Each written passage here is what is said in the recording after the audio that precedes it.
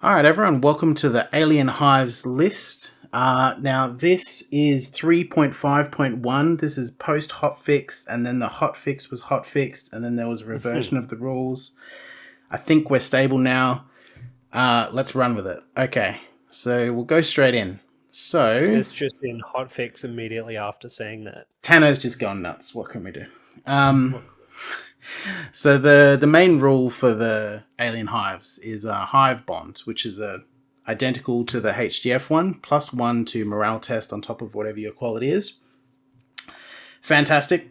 I like it. They don't have access to the banners that the HGF have, but anytime you give me morale, I'm happy. What are your thoughts? Yeah, I chronically underrated by people to have better morale. Um, it's just good. Because it's like, oh, I barely ever make morale rolls, but it's like, yeah, when you do make them, they're like game changing. You know, if you fail, it makes a huge difference when you fail a morale roll. So yeah, it's big. There's an extra fringe benefit too for the Alien Hives because a lot of their stuff has Fearless on top. They're big stuff. So they get Hive Bond, they can potentially have the Hive Bond boost with spells, and then they get Fearless on top, so you start to become like a 2-up quality morale with Fearless. We're talking never break territory. Yeah, really, really good. Some people don't like it. Some people want their army rules to be aggressive. I found it incredibly good. Say la The vie. units were aggressive enough Yeah, in this list. there is aggressive stuff in here already. So let's go into the marks. So we've got. We are the Hive Warriors. Here they are. So, unpredictable fighter marks. So, once per activation, before attacking, pick an enemy unit within 18 inches. Friendly units get unpredictable fighter against, which means you roll a d6. On a 1 to 3, you get +1 AP. On a 4 to 6, you get +1 to hit. I've tried this. I actually found it pretty good. You have to semi-build around it, so it's not good on units that have native AP4 because they're not going to get value half the time. But a lot of your units just have bucket loads of attacks that aren't super high quality, like 5 up to hit, 4 up to hit, and they often have, say, rending attacks, so normally AP1, now they go to AP2. If you have those kind of units, then this actually starts to become extremely good. And it's not that expensive, 30 points for a It, mark. What are your it thoughts? really isn't. Yeah, it's also it's good to have a mark in an army that's just like any list you run of this, unless you're running a super specific list of like already high AP, so you're focused on like monsters who you're already likely to hit. That's like the one time when it isn't useful. This is useful, I feel like, by most units in your army, where a lot of other people have marks that are just, you know, if I'm not running the right kind of list, I'd have no reason to take this mark. But I mean, pretty much any alien hive list I can conceive, other than, Monster Mash or with AP4, is going to benefit from it. Pretty much regardless of whether you roll either option. And there are just some like great units in this list that are really good units already, and this is like tailor design fits them perfectly. The one downside is the units you can get it on. Um, but we'll get to that as we get to the unit entries. There is one other downside as well that came up when we were playing, is you don't get a choice when this fires. If you are meleeing, if you choose to melee a unit that has it, it's going off. So if your enemy charges you with the enemy that has the mark on, and you don't want to just automatically lose the combat, you want to fight, then you just have to use up this mark, even if it's not on the unit that's most going to benefit. So it is a little bit in your opponent's up to them to play around it, but still good. I mean, like, all marks have that, but in this particular case, it's especially egregious because the marks are more useful than they are for a lot of people. Yeah. Yep. Let's have a look at the hero abilities. So, increased shooting range. This model gets... Oh, this is only for this one. Okay, so these are unique to the Hive Lord. So this model gets +6 inch range when shooting. This might be unusable. So his stuff has already got incredible range. 36 inches, 18 inches, it's enough. 36 inches, 24 inches, he doesn't need this. You could put it on the 18-inch gun if you wanted. Nah. But I don't know why you I don't know why you take that gun on him, to be honest. Yeah. So rapid charge, plus range when charge actions. This is actually kind of nice. So it's basically fast, but only for charging, not for running. If you aren't ambush or flying him, this starts to become a really nice cheap option for him. Just to make sure he gets that turn 2 charge, which I kind of like. I don't mind a cheap Hive Lord. What do you think? Charge puts you in fight range of fast units without needing to have fast to begin with. It's good. I mean, if you're building him for melee and not, like you said, not dropping him in from ambush, I wouldn't call it a must take, but it'll get him in, and it's cheap. It's cheaper than the options that I would prefer to take on him. Yeah. Furious. Everyone knows Furious. Every time you roll a 6 to hit, you get an extra hit. Pretty good on him. That brings him up to the equivalent of a 2-up to hit, and if you got something like Unpredictable Fighter or something, you can get almost perfect amount of hits on average. Pretty good for 20 points on such a nasty unit as a Hive Lord. Shielded, so we can get him to what, a 1-up? It's an interesting option. You got some interesting cheap options here for value. You have, yeah. I'm on the fence about the shielded though, because 1-up is good in niche circumstances, but it turns an AP4 hit into a 5-up save, which is you're twice as likely to save it, I guess. But if your opponent has a lot of AP2 deadly instead, it's real cash money. So if you're up against orcs or alien hives, hypothetically, it seems like it could be quite frustrating for your opponent to scratch him. But you could almost make a distraction Hive Lord. 365 points with the shielded. It's not bad. I'd rather have the Furious or the Rapid Charge. And the last one, Caster 3, which is how I like to run him. Just so the spells aren't as good as they were, but nobody's spells are as good. But these are still good, and he's always going to be in range to do it, and you can often ambush him. I like to ambush him, and he's coming down with 6 spell tokens, and you can do things like pick up your commander. He's dead. Or let's get Unpredictable Fighter out on 3 units to make this turn 2 just pop. Or just smash out all these little hits on top of your attacks that you're going to do into something. It's expensive. It's gone up. It actually just went up 2 days ago, 20 or 30 points or something, but I still think it's worth it. Yeah, it's the one that I was I would most want to use this one on him, but it's so much more expensive than the others. Yeah, but it's worth it. I think that's just the Hive Lord. You have to spend on him, but he pays it back. All right, so let's have a look at the more aura ones. So we've got Hive Bond Boost Aura. So instead of getting +1 to morale test rolls, the whole unit gets +2 to morale test rolls. On something like a Prime Warrior, that means the base gaunts are now saving on a 2-up morale with no other boosts, which is kind of nice. I'm a bit of a fan. That's one way to put it. Way to put it. Kind of nice. Yeah. It's kind of nice. It's pretty fucking ridiculous, honestly. It's a value on a cheapo 20-point Grunt veteran too. Oh, he doesn't get it. No, just the Prime Warrior. No. Just the Prime Warrior. I mean, you can still put him in a squad of Assault Grunts or Shooter Grunts or something, and just have them go, morale, what's that? It feels like have to be Shooter Grunts because he's going to slow down the Assault Grunts because he doesn't have a way to go fast. Oh, doesn't he? No, he's a slow boy, the Prime Warrior. But on Shooter Grunts, that's a sticky squad. 20-man squad of those with him in there, 2-up morale. Does he have decent shooting options? He is okay. He's got the spine guns. He's got some deadly. That's pretty much it. Some blast. I like the 4 AP1 spine guns. Alright, Rapid Charge. He's got the same Rapid Charge, but he gives it to his unit. So now you can have things like a Snatcher Lord with Rapid Charge and Fast. So now that's a 20-inch charge out of Scout. That's, yeah. Anything on the board that you want to charge, you can pretty much charge. They have to be within 3 inches of their board edge for this to not happen.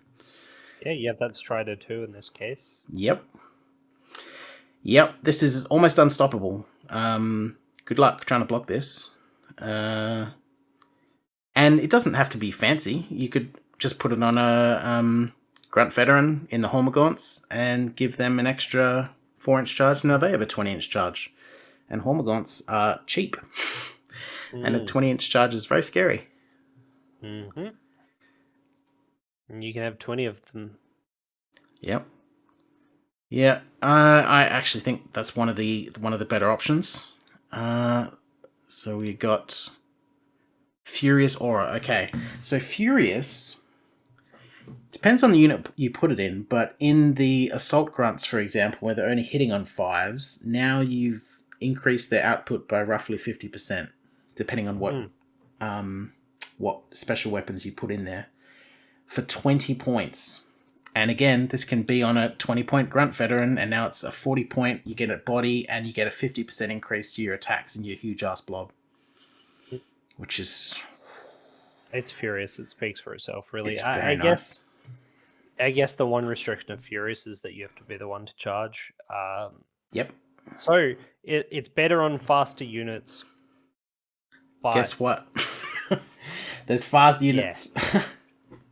Coming out every orifice of these guys, yeah.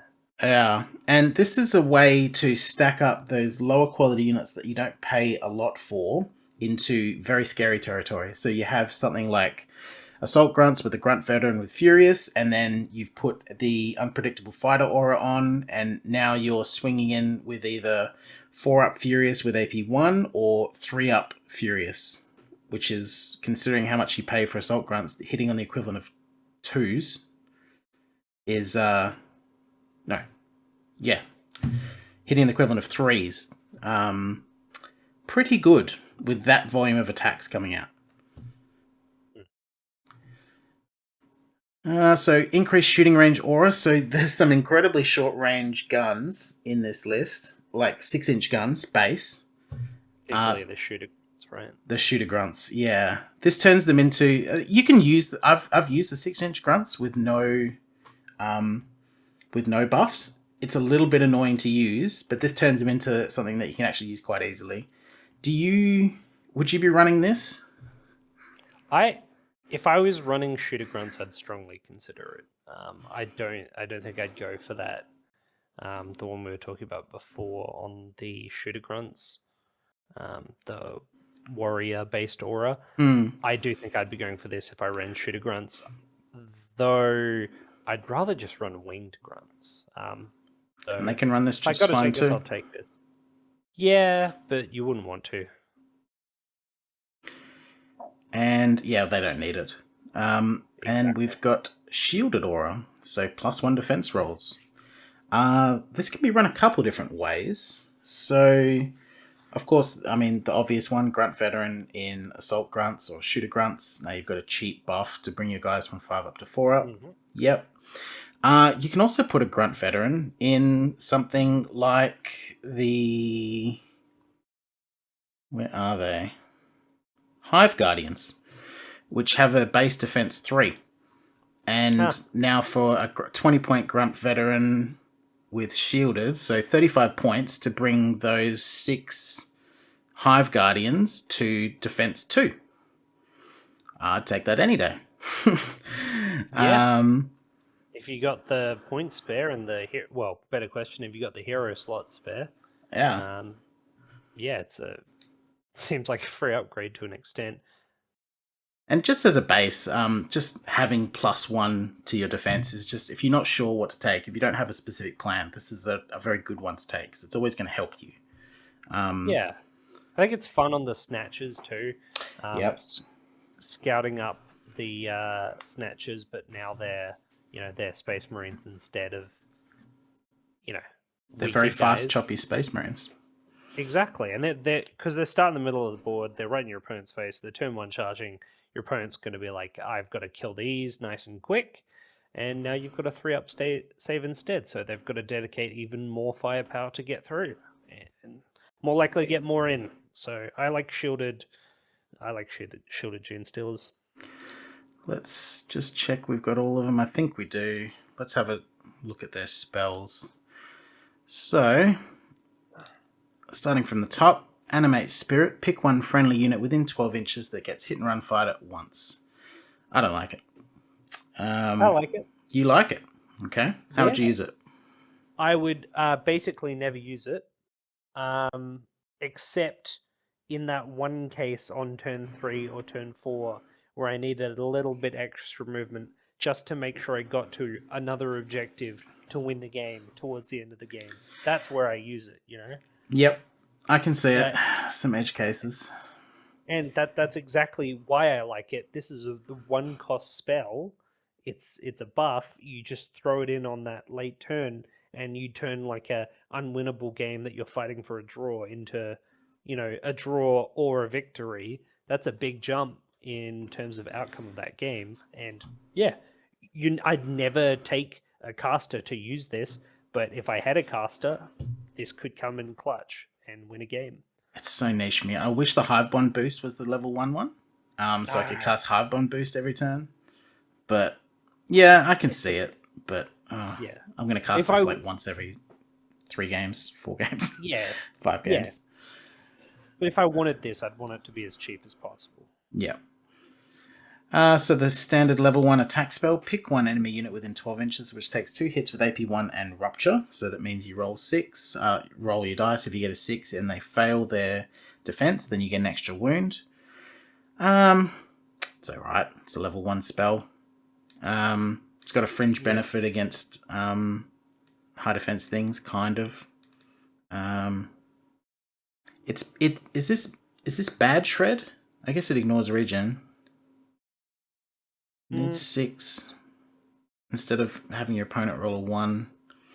It's bad shred against V. No, it's good shred. No, it's good shred against blobs and bad shred against vehicles. But the wound is unblocked. The one would be unblocked anyway. Mathematically, I believe it's the same. But you need a 6 for it to even appear.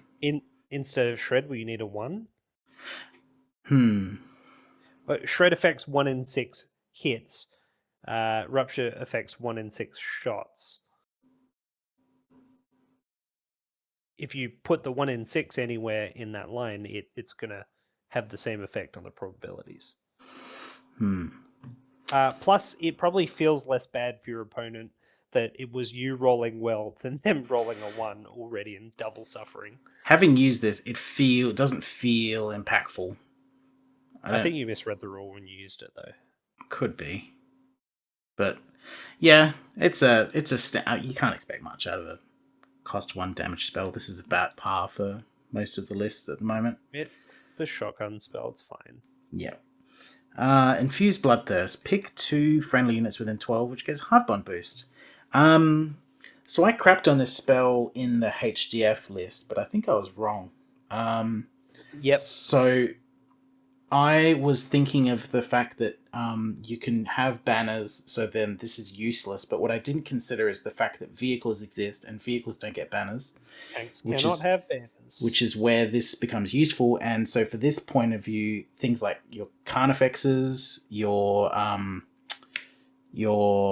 big stompy burrowers and stuff, your big monsters want this, who can't have any of those boosts. So if you spread around, now they're 2-up, morale, fearless, great. Now they've all got the Hive Tyrant defensive stat line for morale. Good. I think this is good. This is, again, not going to cast it every time, but I'm not going to feel bad casting this at all. And if I don't have great targets in the first round, then I'm perfectly happy to spread Hive Bond boost around my army. I think, like with the +1 morale to start with, the times where you cast this and then you make a roll, you want to make that roll, right? It's a morale check. If it's in melee, you could lose your unit. If it's not, then it could be the difference between you capturing a point or being able to fight back against your opponent. Like, it can be very important, and it's a morale buff, which means this is even better as a one-off boost when Yeah. compared to like a shooting benefit, because when you use it, you always wanted to use it. Yep. Yep. And it's oppressive for your opponent. It's great. Make sure you tell your opponent it's a 2-up morale. It's very important that you do that before you roll the dice. It's a -1 morale to your opponent, Yeah. the player. Yeah. You need to play the mind games with this and just let them know it's a 2-up morale.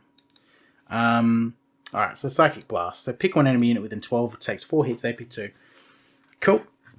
I like it. Yeah, 4 hits, AP2. I like AP2. I like 4 hits. So this will dink away at, Space Marine squads. Our vehicle's not going to be super happy about this. Great. Very general Don't build spell. for it, but it's an option. It's short range, but a lot of your casters are pretty mean in melee, and there's ways to sort of extend the range of your psychic abilities as well. So, not a problem. Okay, so the weird one, Terror Seeker. So pick 3 enemy units within 18 inches, which friendly units get unpredictable fighter against next time it would apply. So this allows you to spread that mark across 3 units, and 18 inches is a good range. This is a good way to set up your next turn. So at the bottom of your turn 1, for example, you fire this off with one of your caster units, and then turn 2 you go in and just immediately start eating up these units that have these marks on them. I like this spell quite a bit. Having used it, it's actually very impactful. What do you think? Yeah, it's if it goes off, you're applying 3 of your mark, which we agree is a great mark. It does suffer from that being a caster 3, so unless you're buffing it somehow, you're only casting on a 4-up, and inevitably the dice hate us, so They can buff it though. you fail it. But there are great ways to buff it in this list for sure. As well, lots of access to like cheap, low-cost casters that can also be helping with it. All right, and the last one, Hive Shriek. Pick one enemy model within 18 inches that takes 6 hits with AP1. So this is kill the enemy low-quality commander, kill your company commander, kill... Kill a Space Marine on average. 6 hits AP1. Yep. That's 3 wins on a tough 3 model. And this is hard to hide from. If the Hive Tyrant comes down out of ambush, he can probably kill something. It's probably going to go off and it's probably going to kill something. And a lot of caster 3 units, can be firing this off every turn, which is just going to be really hard. Considering it's 18 inches, there's a way to extend that. It's going to be hard to keep your commanders alive. Even good quality ones are just going to start suffering against this, which is great because commanders are really annoying in 3.5. They give really strong buffs. So the fact that you can start picking them up, it's great. The fact that it's model is what really takes the cake about this spell. But that being said, it's the only thing making it passable. It's a downside as well because I don't know. Let's say there's no overflow. There's no overflow. So let's say you got 10 Space Marines and you want to get rid of them. This doesn't help. It'll kill 1 Space Marine. That's all it'll kill. You can spend the same number of points dealing the same number of hits across 2 spells. Yes. You can go down to the 2 and the 1 ones. But for it, I like it. It is a niche spell, but not really because it can also go into vehicles and things. But this is a really good thing to have in your pocket, just to bully the enemy characters. If your character is within 18 inches of me, I'm going to kill it. That's great. I want my opponent to be thinking about that. Yeah, I mean, it's like pocket sand. You know, it's a great thing to have in your pocket, but if your opponent's wearing glasses, it doesn't do anything. So let's start from the top for the heroes, and we are starting with a hero. Wow, Hive Lord. So Why do my heroes look like this? He's got a quality 3, defense 2, tough 12. He's got a Hive Bond, of course, so he's quality 2 base morale. He's got fearless and fear 2. And he can run... He's a combat walker, basically. You can run 12 AP4 attacks with Stomp, fear 2. And Regen. it just goes up from there. So you can give him regen, you can make him ambush, and... Yep, give him caster 3. And good luck fighting this dude. He's going to come in and he's going to kill whatever he wants, and you're going to struggle to kill him. And he's going to fire 6 caster tokens on the turn he comes in. Jesus, he is scary. This is probably this. Is there any scarier HQ units in the game? This is the scariest, I think. I can't think of any. Not that I've seen, really. No. Oh, just rats for being rats. They're not that like. Eh? This guy just comes in and crushes a flank alone. Like he doesn't need help. Yeah, no assistance needed. And that's the other thing too, is that if he's dropped and you've got some other units in the area, he can just throw out a bunch of buffs, throw out a bunch of debuffs, and then still just wreck face without even bothering to use his spell list. Yeah, and with the combat walker sort of profile of defense 2, tough 12, you've always had to make... So some have had, for example, regen, but not as good attacks. Some have had quality 3, but not as many attacks. This has everything. It has lots of attacks at good quality. It's got regen. It's got ambush. It's got casting. It's got flying. It's got everything.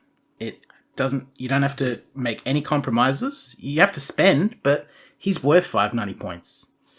Yeah, I mean, also buy the abilities you want. You don't need to go ambush with him. You can take this same thing, not bother with the ambush, save 60 points, and I mean, your opponent's not going to kill this walking across the board. He's gonna struggle and try to, but that tough 12 regen is just so unkillable anyway. You'll get to do something, and besides, you can still just run. So move your max move, not even if you can't charge someone, and drop your caster spells if you went for that. Or you could go for the rapid charge on yeah, field. Both options. A cheapy rapid charge, 485 points is kind of crazy for this, because that's about what everyone's combat walkers is, and this guy's got a lot of really good rules and regen on top. Just running him cheap's fine too. I would never run shooting. Yeah. I don't like any of these shooting. Like, this is fine. Deadly 6 unstoppable. This list struggles with deadly, but I don't want to have a single attack on my 500 point model. That's not what I want. That's no bueno. If you want that gun, take it on something else. Don't take it on the Hive Lord. No, and it's not the Hive Lord specialization. He shouldn't be sitting at the back. He should be being a scary dude, slicing and dicing, being very decisive. Yeah, when is he going to be used 36 inches? I guess he can cross the map snipe if he wasn't already, right. But he wants to snipe in 18 inches with his crazy spells. Yeah, so not ranged. There is this, if you want to get even more spendy on him. So you can get some reliable, so you slightly increase the to hit of 6 of your attacks over the normal AP4, which is kind of interesting. Would you run him cheap? Is there any... What's an alternative way you would think of running him? You said you like razor whips? Yeah, I don't know if I like them on him. Oh, right, okay. Yeah. We got Bane and Precise is pretty fun. Unpredictable fighter, though. You don't really want it on a unit that's going to be hitting on 2-up with Precise anyway. And this is your Titan killer. This is the guy who solves problems. He goes in and just... 12 AP4 attacks will shred through anything, whether it's small or big. I mean, you could go for like a cheaper version where you run, what do you call it, like the power sword equivalent. Heavy slashing blade with the slashing blades. How cheap can we get this guy? Knock the regen off. Knock that off. 395. Yeah. I feel like if you're taking a Hive Lord, you take a Hive Lord. Just stack some AP4 on him, ambush him. I wouldn't bother with the melee deadly either. I think it's a trap. Yeah. AP2 melee deadly. Just go for the AP4. It'll do better in the same situation. He can do And everything, so we may as well do it. Yeah. Feels good to make your opponent roll 6-up saves instead of 4-up saves. Alright, so let's go down to the Prime Warrior. So he's quality 4, defense 4, tough 6. He's got the auras as opposed to the Hive Lord who only has his ones that benefit him. He can ambush and fly. This is a more bougie squad leader for grunts, and obviously he can go on bigger guys as well. This is the bougie one because you've got a 3-up morale check based taking this guy. And 5 points for a 2-up. Exactly. And now you've just got a big jump in morale. So I like him for that. The lack of ability to get fast is quite damning for putting him with Assault Grunts or something like that. So he could go with the Winged Grunts with the ambush and flying. They don't have fast, so he could run with them. But they're more of a like killing squad than a tough squad, I guess. They don't really want to make morale checks. I mean, with winged grunts, if you're taking them, you should be ambushing them, and if you're ambushing them, you should just max out on the number of winged grunts and then not spend any more points on them. Why overcommit by putting a leader in that squad when they're going to do their thing and then disappear? Yeah, he's I think the Hive Bond Boost Aura is probably the best use for him. You could run him with the Hive Warriors as well, but they don't really need a whole ton of help. Maybe make an argument for extra range if you're running them with the shooter grunts. Oh, with I was going to say with the warriors, yeah. Like if you're going spine guns, you might want to get more range on them. It's just kind of a shotgun squad, but you're doing it a little bit different because you're bug boys. And when you can get the 18-inch, a ton of shots for pretty cheap, all things considered. And you can run quite a few melee power attacks with that sort of unit, the Hive Warrior unit as well. And you can give him Furious too. He's alright. He's probably not my favourite pick because I think there's a couple better ones coming up, like Snatcher Lord. Yeah. Snatchers are great. Yeah, so this guy's quality 3, which is already great because it combines with Hive Bond, so he doesn't need Hive Bond boost. He's just base, and his unit as well, base quality 2 morale. He's got the Scout Strider, so he can run with the Snatchers just fine. He's fast, and he's got the same sort of auras. So rapid charge with the Snatchers. Now you got a 20-inch charge out of Scout. Anything is charged, and anything will be charged later on as well. Shielded to make him, like you said, Space Marines. Furious to just get crazy output. He's good, and he could. This guy can run with the Assault Grunts because he's fast, so he can just give him that 2-up quality morale, and run with them and give him these nice auras. And he's a little bit choppy himself too. I actually surprisingly hadn't considered that because I always see this guy and just immediately throw in him with some snatches. But it is a good point. You can run him just base. He gives 2-up morale to a squad of Assault Grunts, and he's got, most of the upgrades, the auras that you give to Assault Grunts anyway, right? With the Furious or the Rapid Charge. You're giving up Scout, but whatever. You just have to get over that. You don't get value out of your Scout rule, whatever. Yeah. You're getting a 2-up morale grunt squad instead. Hell, put shielded on them as well, and now you've got 4-up armor and 2-up morale. I'd go Furious on the Assault Grunts just so they're just going to chop. Absolute. It's also nice when you've got rending weapons because you roll 6 and it's like, I get 2 hits. One's AP4, one's AP1. Yep. Extra brain happy juice. Yeah, sixes never felt so good. These are really good in snatches though. It'll bring them from very scary to terrifying. Particularly shielded or furious, but Yep. I super like shielded snatches. Um, the putting scouts in your opponent's face is something that we both like, and tough scouts in your face from the start are real spooky because you look at them and you think, I don't think I can peel through those wounds. And 3-up saves right in your face right from the start of the game is up there for me. Throw them in cover too. Yep, the 2-up in cover. That's pretty tasty. And a new addition for 3.5, a Grunt veteran. He's 20 points. 20 points. And he's got quality 5, defense 5, and he's got Hardbone Boost Strider. And he's got lots of ways you can run him. So he's got all those auras that we've been talking about. Lots of good things. He can go in Assault or Shooter Grunts just fine, because you can give him fast, you can give him the ambush of flying. He's got guns, he's got melee weapons, he can take all the upgrades that the Assault, Shooter, and Winged Grunts can take. And leaving aside that this guy is an incredible buff bot, he's an incredible chaff activation. Because he's 20 points.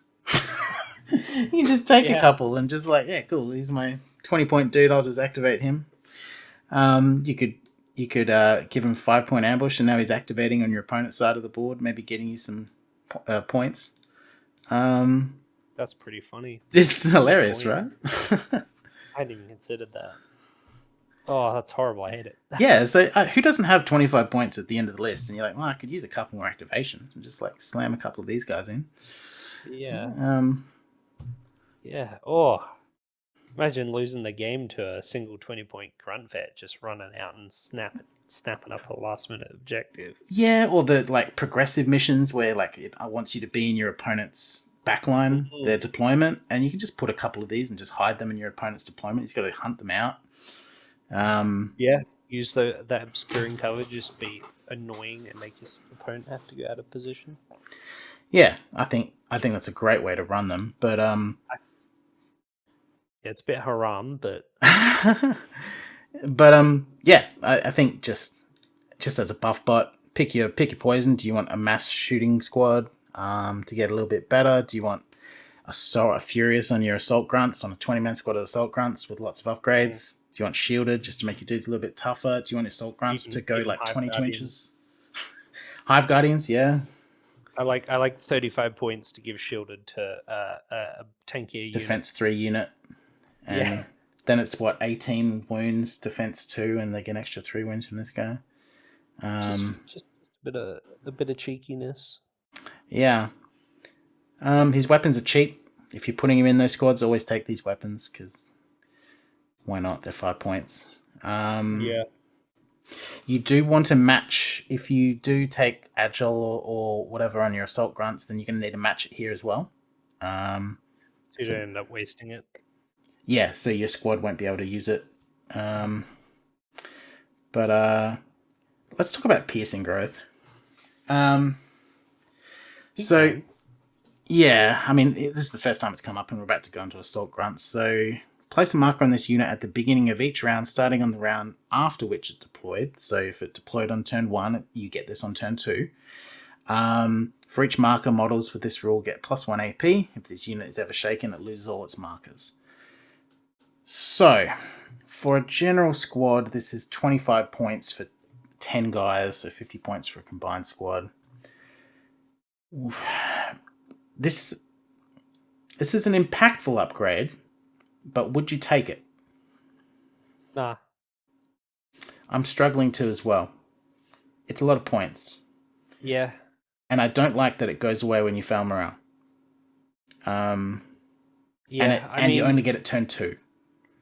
You feel like you want to invest more in to make sure you don't lose the markers, like getting that 2-up morale on by throwing a Snatcher Lord in with Assault Grunts to get that. And I mean, sure, that would work, but you also want the Assault Grunts to live long enough to get the benefit of that. And it feels like all the units you can take piercing growth on are, Very you squishy. know, very squishy, and your opponent's going to just clean them off the board within a turn or two anyway. So, look, you might get a benefit out of the +1 AP, and, in some games you could potentially get the +2, but it just feels like a waste, even of 25 points.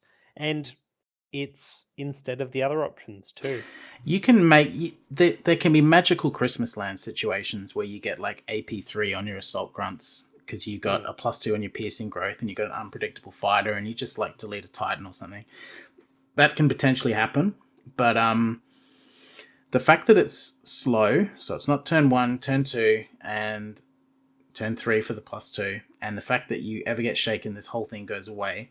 I would put so much priority on one of these units just to try and force a morale failure. So I think you are right. You do need to start thinking about, do I need to Snatcher Lord in this unit to make sure that I'm passing on a 2-up as opposed to a 4-up, just to make sure that this is going off.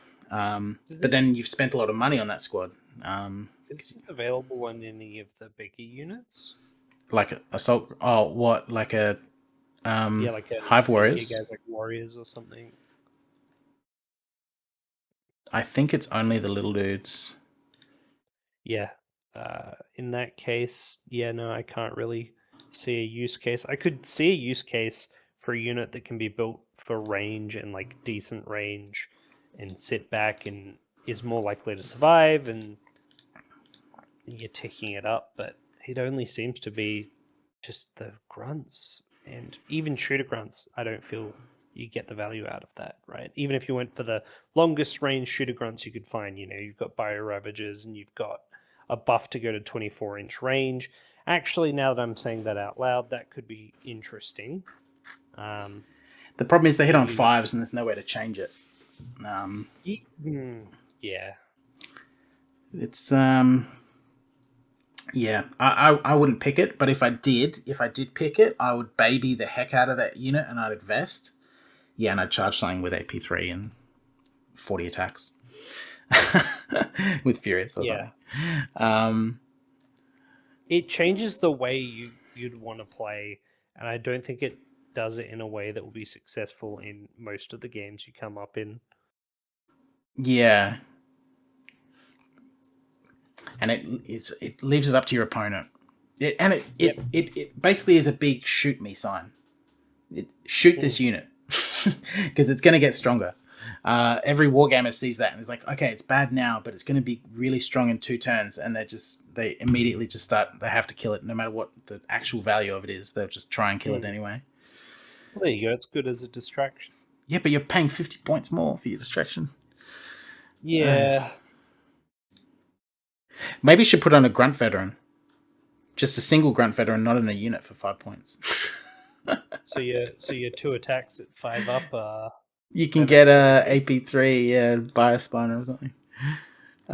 If you want, I'm sure that would work out. I do like the deadly on these Grunt Veterans. So serrated. So the slashing blade I think is the standard, but the deadly is kind of interesting because it goes well with the furious. So you have the Grunt Veteran and some Assault Grunts, and you've got, say, 5 deadly 3 attacks in there. And, one of them might pop off, and then you get a couple extra go through, 1 or 2 extra go through, which is always nice. And that's where this AP1 deadly 3 is kind of where you almost want to look at this piercing growth, just to get that up. But just on its own for 5 points, it's fine too. Any extra sauce about Grunt Vets? Nah, they're just a chief buff tool. Really, really good. This is a good ad for the list. They needed something like this. This is a really nice little upgrade for their. They are quality 5, defense 5, but don't hold that against them. They're fast Hive Bond Strider.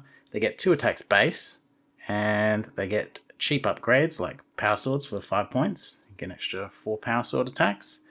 You can run Agile, so you go 18 inches on a charge, which is quite nice. You can run Bane if you wanted, and of course you got the piercing growth, which we talked about before. How are you running these guys? Yeah, so how you've more or less set up there without the piercing growth. I like I Agile. think I 5 think points. Bane is a nice spend. You like Bane? Yeah, why not? Just Just get rid of ignore the regen. regen for the whole squad. Yeah. Reroll sixes. Because would you? Are you running anything except slashing claws? I mean, maybe with Bane, I might swap to something else, because you're Serrated or already something? at regen. Yeah, possibly. But I mean, look, I wouldn't run Bane most of the time from these guys. I just run them with Furious upgrade, or potentially, yeah. I mean, Agile is good because the real factor of it is you will do more range than your opponent's fast, because that's all you need, one more inch than them, and now all of a sudden options start opening up for you. Yeah. So this squad is interesting. You can run this as a unit that you spend a fair bit on. So yeah, let's just say adrenaline, slashing claws doubled, grunt vet in there with furious, and he has to have the agile as well, and he has to have the fast as well. Give him his own slashing claws, and yeah, so 305 points for that combo, which is not cheap, but it's also not that expensive. Um, Oh no, 305 points for what, 42 40 attacks? attacks and 10 of them are power swords. Um, yeah, so that's I pretty mean, yeah, scary. at base, that's 110 points for 20 attacks. And with they've Who's got not Strider and Fast, which are great Strider? rules. And this is kind of that. This will beat up other chaff. Hmm. 20 assault grunts just going into 10 recruits. Sorry, 10 assault grunts going into 10 recruits, or 10 guardians, or most things. The assault grunts are going to win. With how cheap the grunt vets are as well, um, and the options that you have, there are so many like micro changes you can make to getting them out, and Yeah, just have slightly different. Like you could be slightly more tanky, slightly more hits, slightly better morale. There's just a lot of different options for how to build them, and even just like at their base, 110 points, 20 attacks, rolling dice feel good. yeah. It's an excellent unit. I would recommend almost always picking these. You either run them as chaff and keep them cheap. I think hide some special weapons in there. You don't have to pick these if you didn't want to. And keep them as chaff activations. Or, yeah, get spendy, put a grunt veteran in there, double them up, and they'll start actually deleting real squads, which is kind of cool. And they're fast and strider. So this is 2/3 of the holy combo, and it's on a chaff unit. Um, Hmm. just good. Just a really good unit. Now they actually, I should talk. They have actually got worse. So they used Did to they? have what? They used to have the robot rule. Mm-hmm. They just No retreat. no retreat. They had that as an upgrade, and I think they had Furious as an upgrade too. So they could just click that and have it. So obviously they don't have those kind of upgrades anymore, which made them they were incredible. Now they are solid. All right, so shooter grunts. So they lose fast. They keep Strider. Quality 5, Less defense solid. 5. I like them. You don't like them. That's fine. So I actually really like this weapon. Call me an idiot. That's fine. I know it's 6 inches, but it's a shotgun with AP1, and look how cheap it is. It's 10 dudes with shotguns for 110 points. Yeah, Philip over here with, I know it's just 6 inches, but it really works for me. Yeah, look, it works on my wife. It'll work on you guys. All right. All right. Bio flamers. They're also 6 inches, and they're also 5 points. You've got double flamers, and you've got a squad full of shotguns for 120 points. That saves on a 4-up, and they have Strider. That's great. That's all I want. And this is like chaff that kills other chaff that I don't have to care about because 120 points. This is 10 points more than an infantry squad is for HDF, and it's so much more killy. And they have Strider. What the Yeah. f? Okay. And now, what you're not saying that I was strongly implying, and you're just trying to skirt around, is that 6 inches isn't just less range, it is cripplingly, debilitatingly less range. I mean, your max threat range with this unit is 12 inches, which means you have to be in charge 13. range. You can get 13. You can get Okay, 13. okay. Yes, sure, I'll give you that. Just at base, taking the 6-inch guns, it's so hard to get them within shooting range.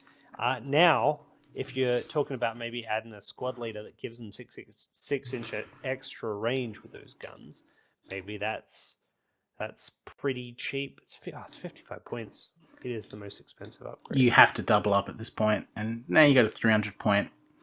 Now it's an actual shotgun unit. You can take the Bio-Borer as a cheaper way to get the extra range, but you lose the AP and go all the way up to the Bio-Ravager. You know, As a shot instead. Just looking at this doubled up shooter grunt unit with the grunt vet with the extra shooting range, I almost want to click this now because this is turn 2 heavy flamers and there's 4 of them. That's interesting to me. How much does that cost? 350 for 4 heavy flamers on 21 bodies. No, I didn't think about it with the flamers. 5-point flamers that is 12-inch and AP1 now, or potentially AP2 on turn 3. Yeah. Yeah, I mean, you can definitely put in some work. You can also go for the Bio-Ravagers, or I like the Bio-Borers with the extra range. You like the 12 guns. Okay, so 18-inch just attack 2 base. You don't want to spend up. Oh, they're in a single attack. Yeah, you'll lose. Miss me with that. Yeah. It's probably not worth losing the attack. And then I would go piercing growth. Now we've got 18-inch guns with piercing growth. That's a step. I'll probably take the bioplasma on this instead of. Again, this is an actual piece now that you have to actually think about. This is a part of your game plan. But yeah, that's a lot of AP. Would you get rid of the flamers then if you got 18 inches? What are you dropping instead? Yeah, plasma. But there's no value with the piercing growth. I guess so. I was mostly thinking for range. See, I was baiting you because I want to talk about bias spikers. Snipers, yeah. Yeah, so cheap snipers, the 18-inch range, but they're super cheap, and this is more pressure on your opponent's commanders, and you can have like 4 snipers in a shooting squad, which are going to hit on 2s. They're going to be AP1, potentially AP3.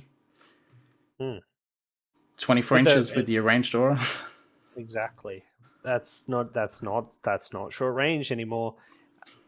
24 inches. That's pretty standard range for fighting. In actuality, 18-inch guns and then the 24-inch snipers is probably how I would run it if I went for the piercing growth.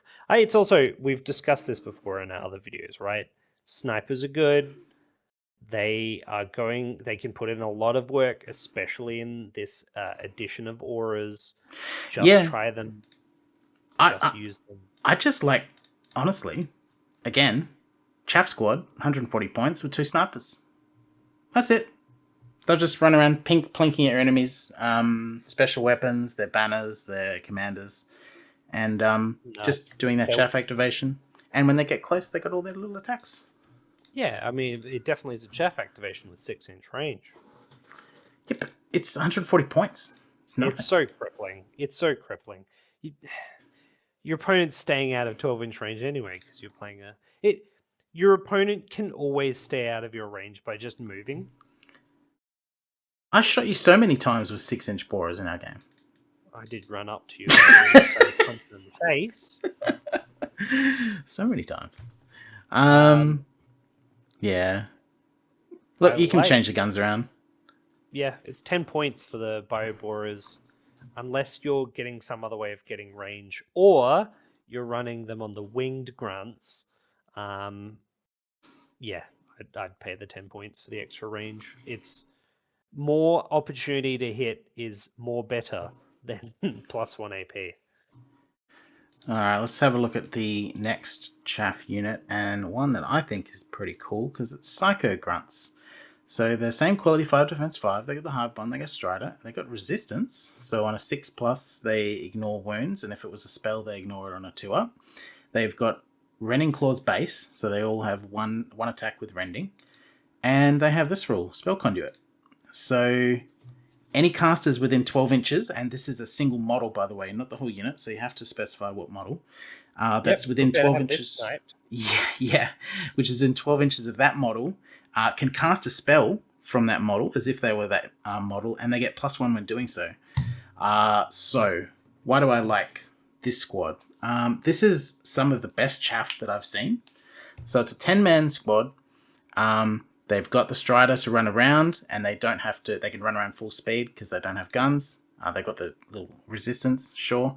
And they got this spell conduit, which means that they're doing their job. They run up the board first turn. They give all your spellcasters extra range, and they'll take any hits by being in a position to actually see whatever you want to cast spells at. And if they are shaken, they're still doing their job because you can still spell conduit through them. If they're down to one model, they're still doing their job because you can spell conduit through them. And they make all those spells that have, say, an 18-inch range now have a huge range because you can potentially be an extra 12, 14, so 14 inches up with this squad in a different position, and then 12 inches using the spell conduit. And it also, the +1 to casting rolls is kind of like a multiplicative casting dice for your army. So depending on how many spells you put through it, you start adding to the amount of casting dice you've got as equivalent, because everyone is the equivalent of 1 extra casting dice every time you cast a spell through it. So I think one unit, we'll go through later with the models that like to combo with this, but this is a really, really nice just single take unit just to be really annoying. What do you think about it? Rending chaff is good. Yeah. It's not enough attacks to be good on its own. You throw on spell conduit, and all of a sudden, all of your spells are casting better. They all have further range. Its spell conduit is good. It's really good. And yeah, I mean, look, they've built-in resistance, which I can't imagine the 2-up save against spells will come up very much, but it does make them slightly tankier than you other chaff just at It's half base. region. And yeah, and like you said, it doesn't. It doesn't care if it gets stunned because of that spell conduit still activating. Still doing its job. Yeah. You have to get rid of it. I wouldn't bother taking agile. Yeah. It's an extra 2 inches, but yeah, you don't have to. They're just doing their job, just with spell conduit. They got everything they need, to be honest. Yeah, I really like them. And yeah, there's some units that can make good use out of them. Winged Grunts. Never take more than one squad minimum size. I could see taking 2 squads of the Psycho-Grunts, but I think they're best at the value pick of 1. But I think once your enemy sees them once, they might actually kill them. Well, if your enemy's taken our advice and started taking snipers, oh yeah, as well. That's horrifying. If they run into this is actually sniper value. If they snipe this, you're gonna feel really sad. Yeah, it's like, okay, enjoy your 9 nothing burger. Yeah, and the other units that are waiting for their +1 to hit and their extra range that aren't going to get it now. Yeah. So ouch. Big weakness in the middle there, but it depends if people. Who takes snipers? Nobody takes snipers. Yeah, nobody takes those. Nobody has casting spells that target models. You don't have to worry about it. It's fine. Yeah, don't worry about it. It's fine. It'll be fine. Winged Grunts. So you've been talking about these. How do we do Winged Grunts? They've got flying and ambush. Is their rule? Double size 2 flamers per squad. Are you keeping them 6 inches? Yeah. So we talked before. I talked vehemently against 6-inch guns before. 6-inch, come on, I need 12 at least. Look at me. But here's the key here. Ambush is outside of 9 inches. you're within shooting range of whatever you drop in because you can move 6 and still shoot your guns. You're guaranteeing that these will be able to shoot something on the turn they come in, which is their most effective turn because, these are grunts. They're 5-up saves. They're not going to last too long once they're on the board. So, I mean, what, 280 points here to just pick somewhere on the board where you'd normally drop like some ambush unit that's especially killy. This is especially killy, and then its tankiness comes from just so many wounds. I think it's a real masterpiece ambush unit. 32 Take out shots that and 4 side flamers is a objective. lot for 280 points Yeah, coming down. yeah. Even if look, you'd take this, you'd pay similar price, right, for 4 deep striking flamethrowers. Yeah. And now you've got, a ton more shotgun shots. Do they get any value out of the grunt vet? They could get shielded. They don't need this shooting range. No. No, they don't really need help. They'll just do the job. That's what I mean. Min size, not minimum size, but just, the squad unaided. Piercing growth is a waste because they won't get it until turn 3 at best if they're ambushing. And after the turn they come in, they're going to have a lot more trouble getting within range with those 6-inch guns. Yeah. But this is where I would take them, because that's the other thing as well. You ambush across the board with these, even if you completely wipe out the unit that you want to get, which may be all you need to do to hold an extra objective, chances are your opponent's going to have another unit nearby. And a 6-inch zoning tool like that is pretty nice to have already in your opponent's backline for ambush. I highly rate grunts. This is an interesting distraction unit too, because everyone's going to poop their pants when 20 of these guys drop in their backline, and they'll probably spend their first activation on turn 2 shooting them, and there'll still probably be 4 flamers in that unit, so they'll still probably do their job. So, and that might take the heat off some of your other ambushing units if you've got some other stuff coming down, like Hive Lords and things. Yeah. Put your Hive Lord behind them if you. No, I wouldn't bother with that. Hive Lord's not going to die on the round it comes in. No, he doesn't really need much protection, but yeah, I can see it. Yeah. Ever run single squads? 10-mans? Any other good units? It's just a cheaper version of the 20-man option. Hey, you could get snipers. You can do snipers. That's the other option for weapon upgrade that I consider as well. Because deep striking 2-up hit snipers with 18-inch range is pretty funny. Honestly, if I was running a 10-man, I'd probably consider more the snipers. Maybe 2 10-man squads, both with snipers, separate deep striking. So running the 18-inch guns to also use the snipers at the same range? Nah. You want the 6 inches? Or the 12 inches? Just drop them in to shoot something with the 6-inch guns, and then that 18-inch sniper will probably be able to take out their banner or something. You know what? Even maybe 1 flamer, 1 spiker, and you take out their regen, and then you hit them with the rest of the guns. Okay. Yeah. I mean, I think we always build Purity like the same special weapon upgrade as much as possible, but honestly, thinking about this more, 2-up to hit, take down, take out your medic from your squad, and now all of a sudden, all these squads are, 33% more effective? Yeah, and it doesn't have to go into the same squad you're shooting at. You can use it to ping off a banner or a special weapon off some other squad. Exactly. Force them around. If I took 20 of these, I might even go 2 spikers, so I can do absolutely kill confirm 1 guy or potentially take out 2. Yeah. I highly rate wing grunts. Take them. Don't build your list entirely around them, but I'd take them in any list. They're cheap enough that, you can just take them, I think. Support grunts. So, quality 5, defense 5, Hive Bond, Relentless, Strider. They have mortars with Rupture, which is interesting. Okay, so we can take off the indirect Rupture 24 inches and put on 24-inch Rending. And they've got the same piercing growth, Bane in melee, agile. Okay. Swap out 3 attacks for blast as well. Yeah, you're right. Is that an upgrade? Yeah. It kind of is. Rending or Blasting heals Rupture? cover. Rending, I like Rending on Blast, because rolling a 6 on a Rending Blast is hilarious. Yeah.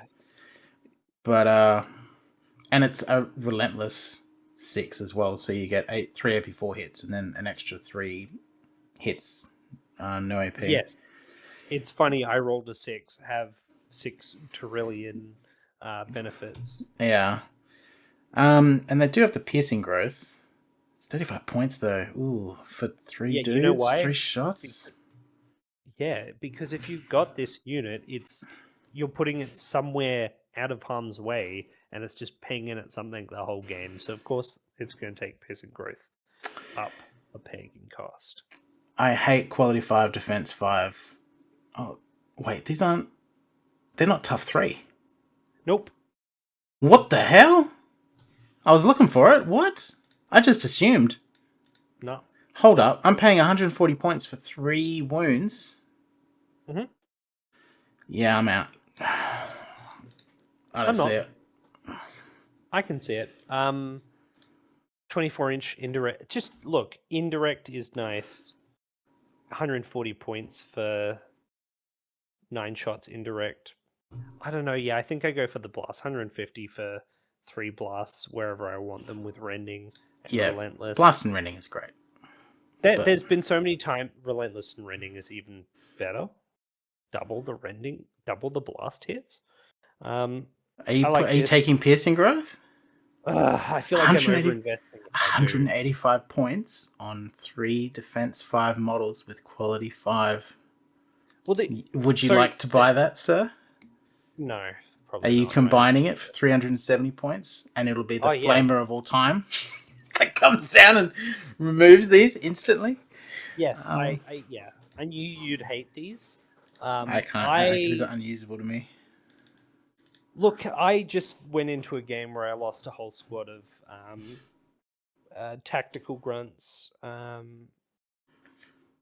as in Dow tactical grunts from across the map by a single squad of infected colonies, grenade launchers just pinging me, rolling 1 hit, but it's relentless, so getting 6 hits and then just absolutely shredding me from that. And so I don't see this the same way as you at all. It's cheap. It's indirect blast fire. I think that has a place for just, I'm going to finish off that squad. I'm going to finish off that squad. And its tankiness doesn't come from wounds or saves. Its tankiness comes from the fact that it never needs to be out in the open. And if you ever put this out in the open, you deserve whatever comes to you. It will die instantly.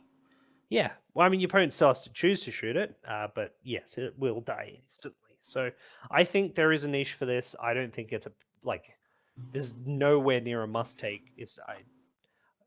But I can see it having a place. Where is the niche? This is your backline babysitter unit, but my goodness, it can't defend itself though. Just hang around an objective, removing stuff off your opponent's stuff at the end of turn 2, turn 3 to stop them from holding objectives. God, but that 150 points for a quality 5 shot though. So you're getting an average of 1 hit, 1.5 hits with the relentless. You can invest more and give them even more range. I don't know. With a grunt vet? Yeah, I don't think I'd do that.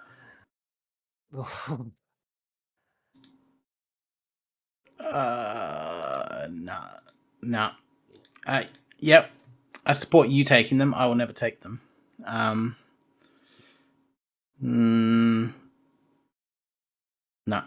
I can't suggest anyone take these without the tough 3. My goodness. Wow. They're more expensive than weapon teams, and weapon teams have 3 times the amount of wounds. No. Nope. Anyway, let's go on a good unit. Soul-Snatchers. Okay, so what if we just had... I was talking about the Holy Trinity before. Here it is. Strider, Scout, Fast. They got it all. They just have it. Quality 3 with Hive Bonds. So 2 up quality morale. And they just all have 2 attacks at big 1 rending. Yep, and these got the biggest nerf in the entire army. From what did they lose? Furious or something? No.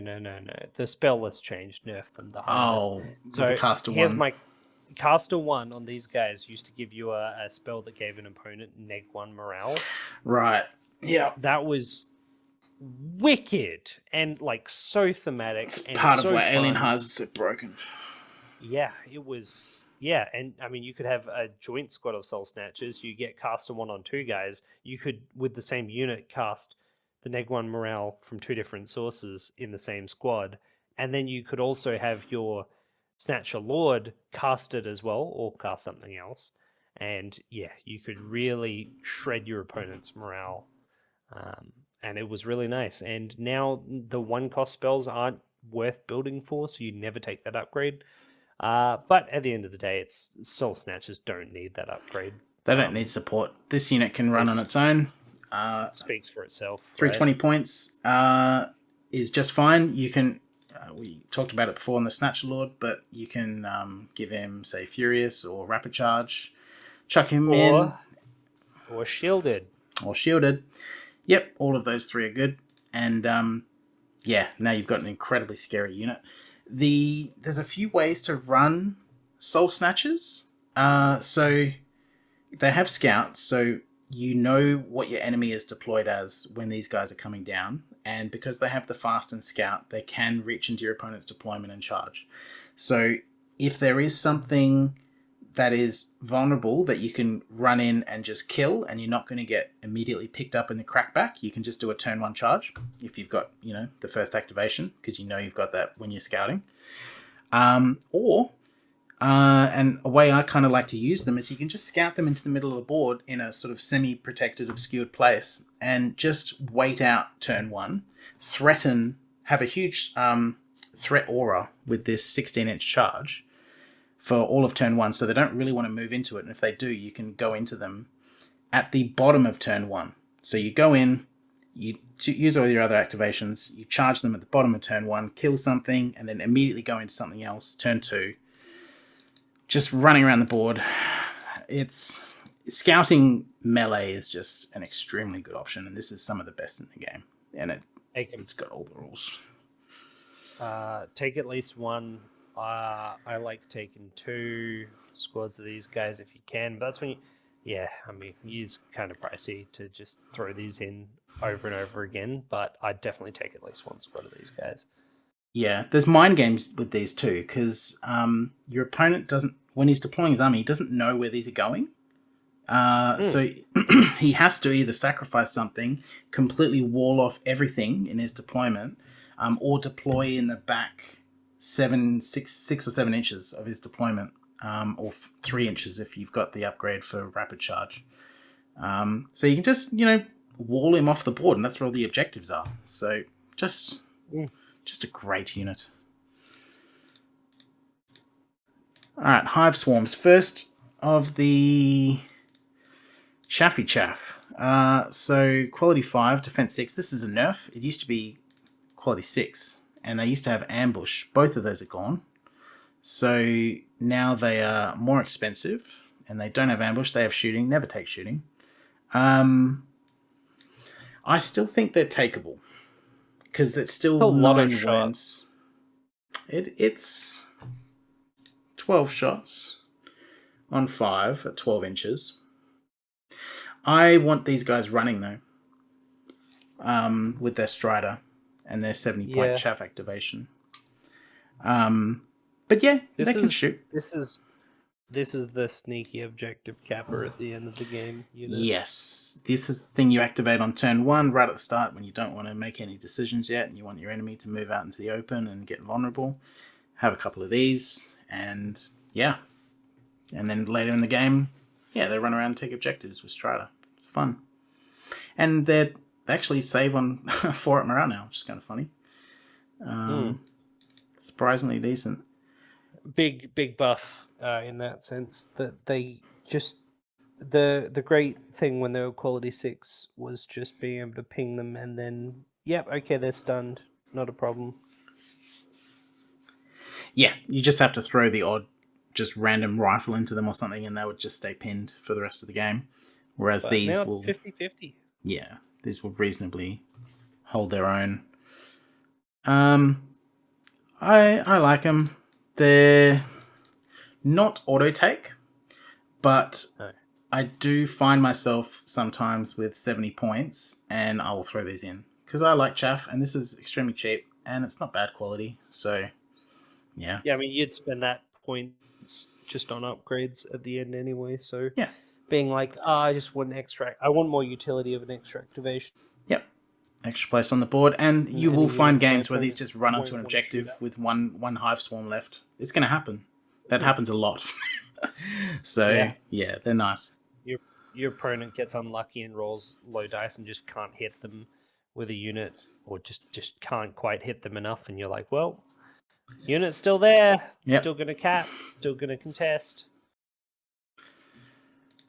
Let's have a look at the Hive Warriors. So, quality 4, defense 4. They have the unpredictable fighter as a mark. So for 30 points, they can just put it on something as opposed to the spell. And they have to have a mix, or they can have ambush and flying, of course, as well. And they have a mix of shooting and melee. So they can't drop entirely either. But they have decent shots. So 12 AP 1 shots at 12 inches. That's what your grunt squads, just over your grunt squads for 155 with the hive bond and 9 wounds as opposed to the 5. Yeah, It's not bad. I think if you take these, you take them shooting, because if you want a melee squad, you've got better squads. There are better squads, and they're not fast, and they don't have Strider, which is a bit odd. I think this is your shoot. This is your like midfield semi-tanky shooting unit. 155 points for 9 wounds with 12 AP 1 shots on hitting on 4s is fine. It's a fine rate. Can you get very cheap? You can get very cheap power swords. So you get 6 AP 1. That's not super scary. That's not nothing Yeah, either. that's 170 points for that. Considering it's 9 wounds, defense 4. Yeah, but 3 up morale as well. 3 up morale. It's fine. I don't think overinvest in these guys. But I think it's just a sneaky squad of 3 or something like that with some spying guns, I think would be perfectly fine as a midfield unit. Ever ambushing him? I don't think so. I don't want to spend 35 points on that. Yeah, I take these to sit in the midfield and hold objectives or contest objectives, and maybe throw unpredictable fighter mark in if I wasn't relying on casters, which you don't usually want to do entirely, but you will be taking casters in this list, so yes, definitely. Ravenous. they're fine. They're not must take. No, I actually struggle to put these in my army lists. They compete with much better units. That's the other downside. Well, the other units have purity of purpose. This one is mixed by its nature, which is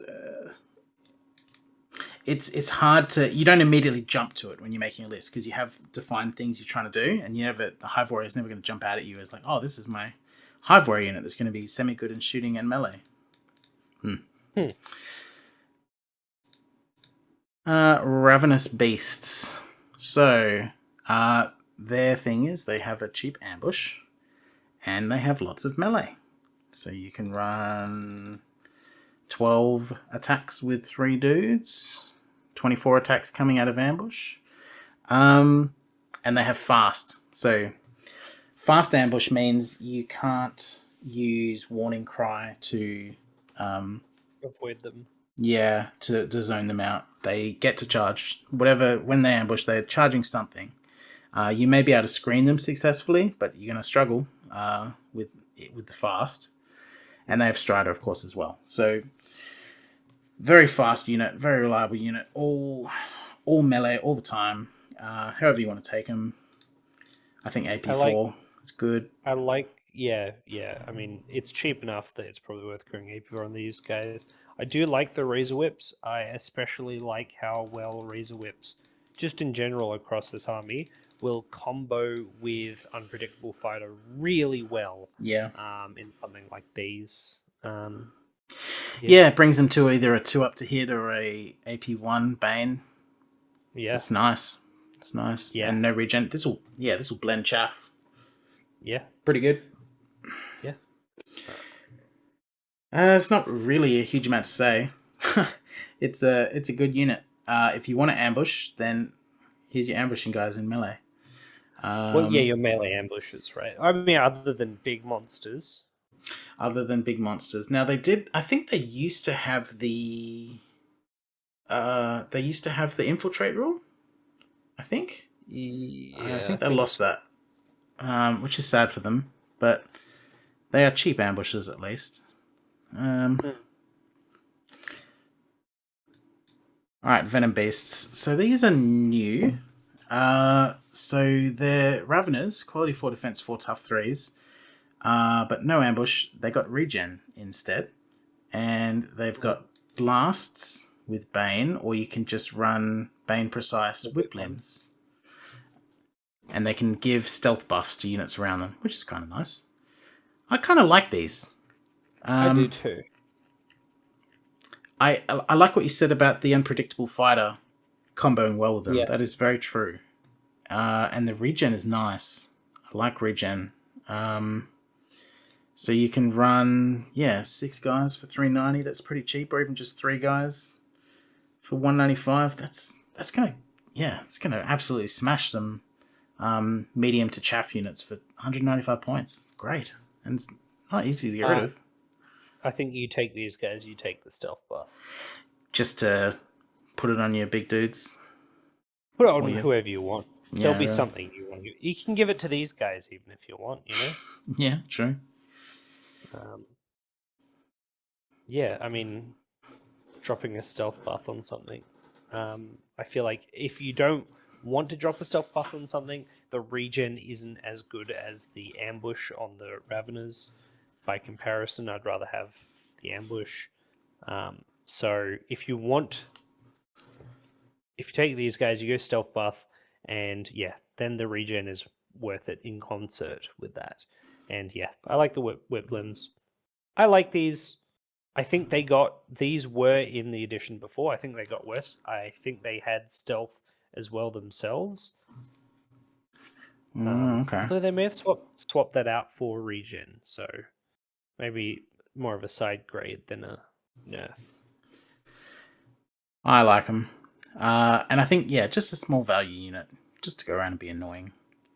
Not all of your units have to instantly teleport into your opponent's No. face. Not everything has to be scouting, ambushing, 20-man, furious. You need some of these units to just activate and still do stuff. Oh no, a turn 2 charge instead. Alright, Hive Guardians. So quality 3, defense 3. So these are really good in terms of their defense and their quality. They're Hive Bonds, so they're quality 2 morale. They're relentless, so the equivalent of quality 2 shooting, and tough 3. And they're 150 points for all this. And tough 3. Well, actually, they're even better than quality 2 shooting because they can still benefit from Unpredictable Fighter. Only melee. I'm kidding. Oh, okay. It's only affecting melee. Well, you can run them in melee. They actually can run like a fairly relentless. They can run a fairly decent melee set. And with the 2-up defense, you can give them with the shielded Grunt leader. It's not terrible. It hurts my soul to just completely waste relentless. That I'm paying for. I'd run this guy shooting. How are we running him shooting? This is it's tough, right? 75 points, 50 points for the guns. These are expensive weapons. These are expensive. 3-up to hit relentless, 2 shots, AP4 unstoppable though you can understand why it's expensive. On a tough 3 defense 2 unit, it's going to be hard to get rid of. Yeah. If this was a tank and it had 3 deadly 3 attacks, would I pay 300 points for it? Probably. I would go Skewer Cannon though. You would go the AP4? Oh yeah. The unstoppable, man. Can't stress enough the unstoppable. I mean, you think about some of the units you come up against. Like we were talking about, one of the changes that happened that got semi-reverted was the change disciples with their neg 3 to hit, and some like a large amount of it was unconditional. Now it's conditional, but it's still a lot of debuffs. I'm never gonna not say, unless there's some big changes, Unstoppable's good this edition. This is a decent amount of unstoppable shots, hitting on 3s, relentless. So it's AP4. what, 5 hits? 5 hits, AP4, no regen, no flyer rule, no negative to hit. Yeah, okay, 5 AP4 hits. That's decent. That's actually pretty reliable shooting, and this is going to be hard to get rid of. Oh yeah, super hard to get rid of, especially if you throw in the shielded grunt vet. Maybe this is where you get your ranged anti-tank from. Hive Guardians. Yeah. So you don't go deadly. Yeah, I can see it. I know. I can see what you're talking about now with the unstoppable. Yeah, I mean I think 75 points for 2 attacks though. Oh. Yeah, but you're putting on a. You would do that with a tank, right? But it feels bad because you're like, oh, it's not a tank, but this is a pretty fucking tanky unit. Yeah. And it's unlike a lot of the other shooting in Alien Hives. This is reliable shooting. This is good shooting. Quality 3 Relentless is hard to mess with. What a great unit, which I would love to have. What is it? The bike growth on. Yeah, actually, that'd be nice for the deadly. Yeah, the deadly or the rupture. Obviously, not the skewer cannon. Never run rupture, right? I don't want to have to roll 6s to get rules. AP1. Wow, yeah. No, if you want to run that, you take warriors instead. More shots, less cost. Yeah. Yeah, I like Hive Guardians. I think the 2-up defense thing is a nice little thing for them with the grunt leader, but I don't think they need it either. They're pretty cool on their own. Yeah, they're cool. Not an auto take. No. Your best anti-tank is going to be in melee AP4, but is your opponent bullying you with flyers? Bring these. Yeah. Is your opponent playing Change Disciples? Bring those. Yeah. It'd be funny watching your opponent pick up half a squad of, neg 3 to be hit Change Disciples rubric marines, right? And go, yeah, just pick up half that squad. Hop. And this will almost kill a flyer in one turn. Definitely morale check it. And this won't be killed by a lot, is the other thing too. It's tough 9 to up save effectively if you're taking the buff. Yeah. All right, let's have a look at the Shadow Leapers. So, quality 3, defense 4. They've got Scout, Stealth, Strider, Tough 3, and they've got lots of little melee attacks.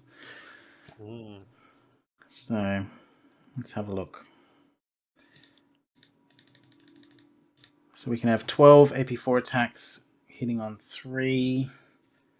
So yeah, but 280 points is super cheap for 12 AP4 attacks hitting on 3s, right?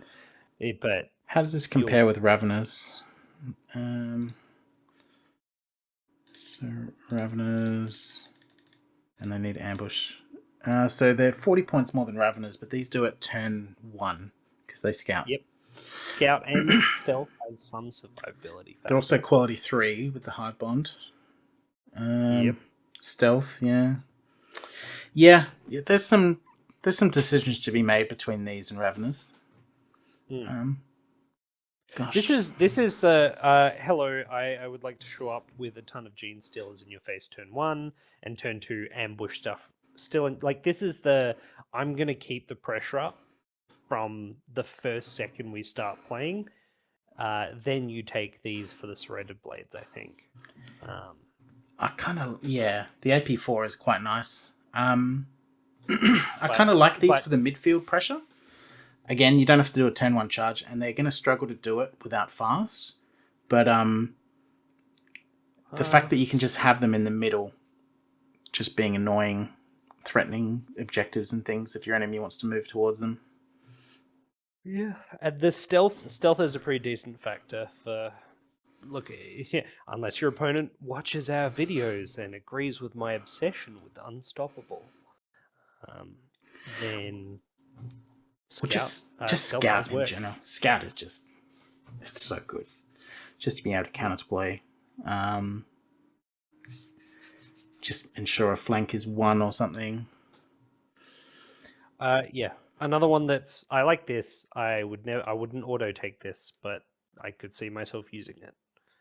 Which is a running theme for a lot of these tough 3 units.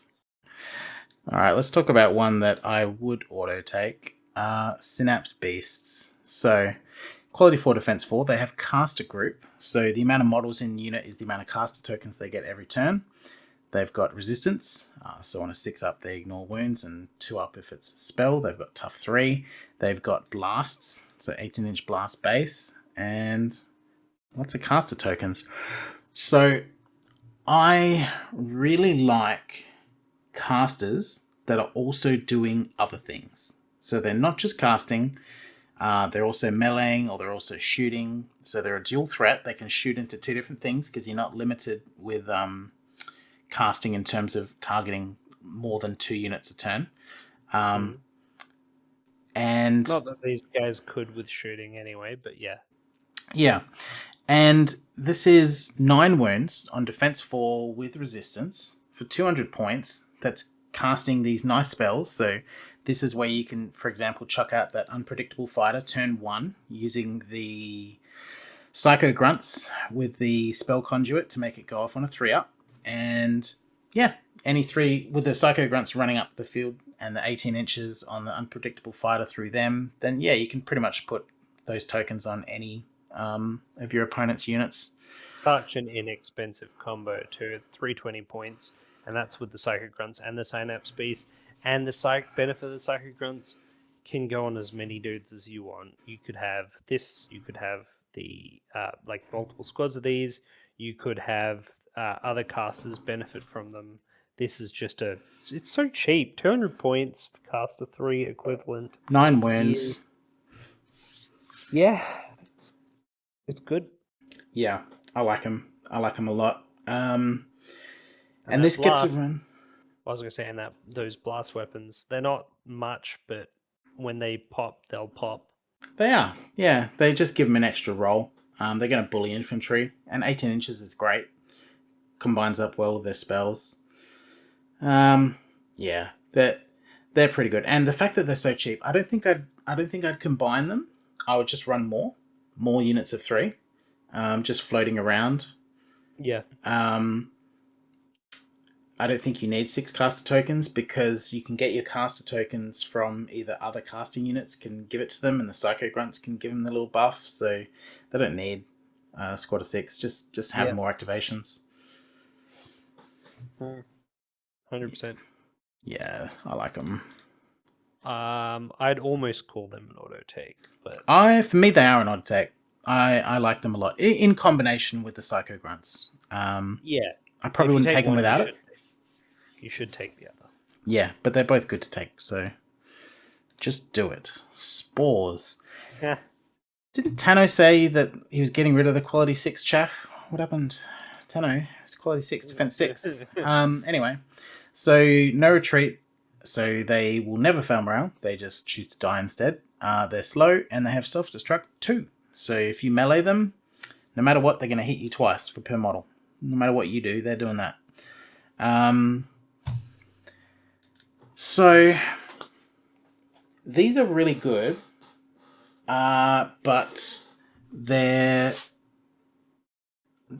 are your chaff activations. You don't build around these in any way, but you just have them floating around on objectives. No one's going to shoot these on turn 1, probably not on turn 2 either. But with their slow rule, they're just going to ponder over to an objective, and then they're going to struggle to actually get them to fail a morale, and they're going to hold an objective. And if they charge them, then they're going to get self-destructed. I'm disagreeing with what you're saying, just purely on the basis that your opponent's not going to struggle to morale check them. Your opponent's going to struggle to not be able to kill them with literally any unit in their army. It's 5 wounds at defense 6 up, and it's slow. You're not. I have transports that could kill this on average, right? Sure, but are you going to shoot these over Assault Grunts? Well, that's the problem though. You're looking at what 5 wounds with defense 6 up. Mm-hmm. I mean, this is not. I need to dedicate a squad to kill this. This is, my tank has some bolters on the side. I'll just pop these. Oh, there go the spores. They're gone. I don't think you buy these by themselves. I don't think you. I don't think you just buy these. I think you use the other ways of getting spores to get spores if you want them. Yes, there is some units that can make these, and they do offer some interesting options. Yeah, The because slow they sit in is your what makes it struggle. yeah. The 8 inch is for a charge, but these aren't charging. Yeah, these are units that hover around on objectives. If I shoot pistols at this, like one pistol from a squad, pop a guy here and there, I don't care that I didn't kill them because they can't charge me.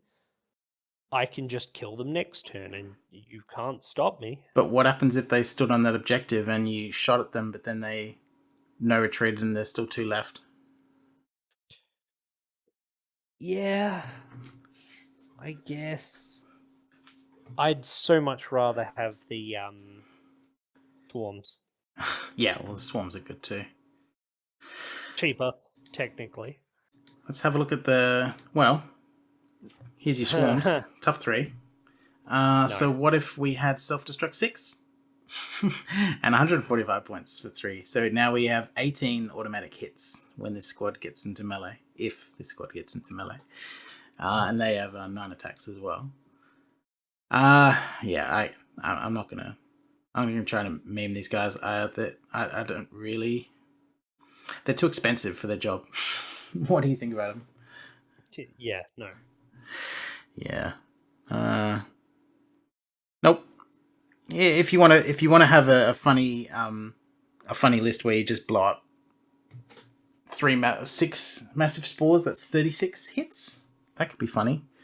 But then you've spent 290 points. Yeah. If only you spent 280 points on assault grunts and got the same number of hits Yeah. that you could actually get into combat. Alright, so Shadow Hunter. So quality 3, defense 4, fear 1. He's got infiltrate, so he can get up to 1 inches of any of his opponents as long as his squads don't have warning cry. Stealth Strider, tough 6. And he's got takedown strike, so he can get an extra attack and just snipe a commander or a weapon team or something like that on quality 2 AP2. Mm-hmm. I would always take that if I'm bringing this unit. Oh yeah. Takedown strikes. What? One of the selling points, right? This is your traditional sniper, Mm-hmm. alien hives, the assassin bug. This is if your opponent isn't taking warning cry, you can use this to bully him. Because you can just deploy anywhere you want. And a melee unit with Strider means you can, with Infiltrate, you can just charge whatever you want when the turn you come down. I think your opponent will start taking Warning Cry after you do that to him a couple times. What weapons are we looking at? Are you still going the Bane Precise for the expensive option? Or are you starting to downgrade into the Rending? It's interesting you lose attacks with the AP4. You get down to 2 attacks, and you get 4 attacks with the Bane Precise. Honestly, I'd probably go for the Slashing Blades on this guy or the Smashing Club. Yeah. I think the Slashing Blades are the good medium. Yeah, I think there's a solid argument for Smashing Club on this guy. There are certain enemies that this will be great against. AP2 Blast 3 against certain list is pretty cracked. No, yeah, but you're right. It's 3 attacks with Slashing Blades. Yeah, just go Slashing Blades. I take it back. It's generalist. It ignores the regen. It's 6 attacks. Goes good into single guys. Goes good to squads. Doubling blast. No. Yeah. No, and it's a cheap option for tough 6.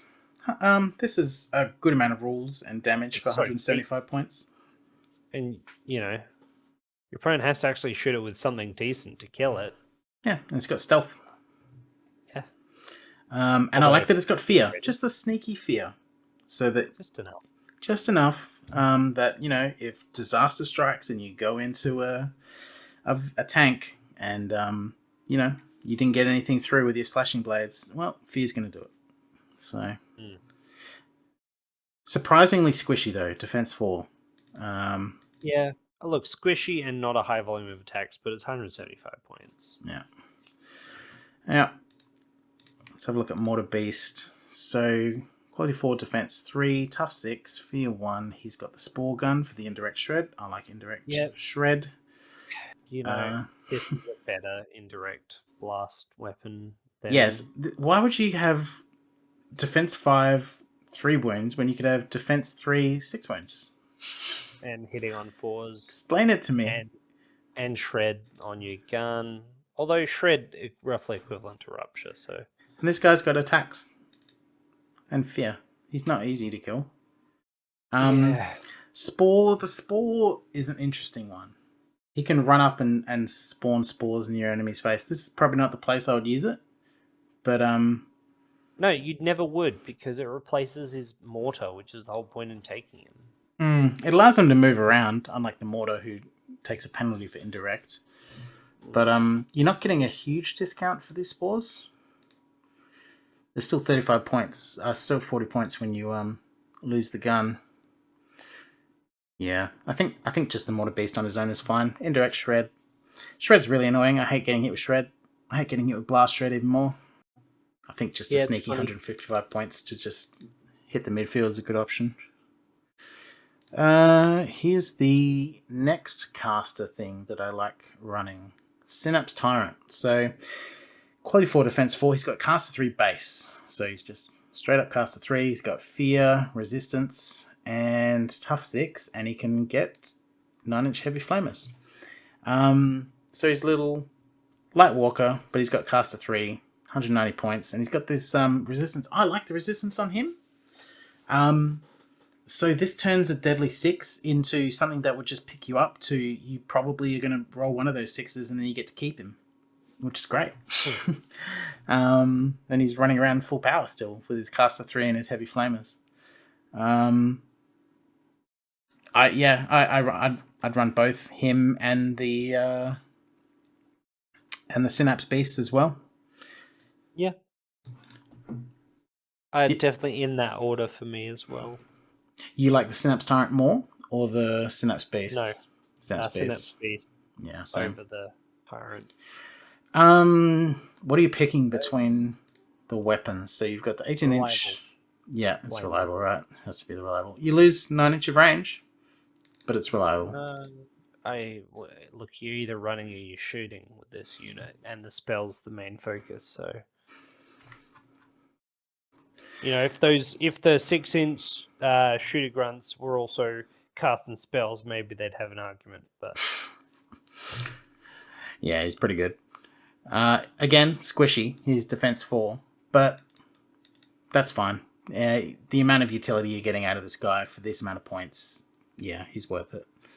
Flamer Beasts. So we got quality 4, defense 3. He's got the tough 6, and he's only got one choice of weapon. He's got the 2 attack AP 1 18-inch heavy flamer. 185 points. No scout, but 18 inches. Quality defense 3. I'm not. You take him? I'm not sure I'd take him. Don't take him. Don't take him. Yeah. Yeah.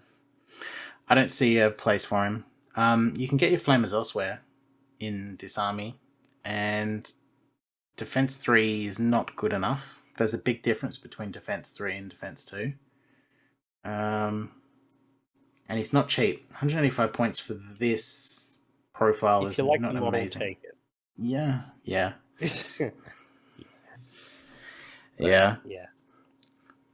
He's too split. He's got these 8 longer range, but he's also got more melee attacks. And he's not as tough. Okay. Yeah. Not great. Invasion Carrier Spore. Okay, super weird one. So It's an ambushing transport. So it's transport 11. It's got slow, not immobile, so it can actually move 8 inches a turn. It's got melee attacks. What a weird unit. And it can run unpredictable fighter mark as well. And you can change them. You can add some guns if you'd like. So there's other armies I would love to have this. But I'm struggling to think what I'm putting in it. What would you put in this? I can't. I've thought about it a bit too, and I just don't really know. The only thing I could think of was Hive Warriors with a Prime Warrior jumping out, but they have their own ambush. Like they can ambush themselves, so they don't really need this. And then you got the additional vulnerability of what if they pop it, and then your Hive Warriors get shaken. Yeah, it's clearly about giving ambush to a unit that doesn't have it. And I just don't know any that. Everything's so fast, and Strider and scouting and ambushing. That or something doesn't have any of those, and you just take. If you want to be able to make it get in quick, you just change to a different unit that does that already. Yeah, Paying 120 points for a transport. yeah, Yeah. and it's not like 6, and it's defense 3. Like it's not even defense 2. Um,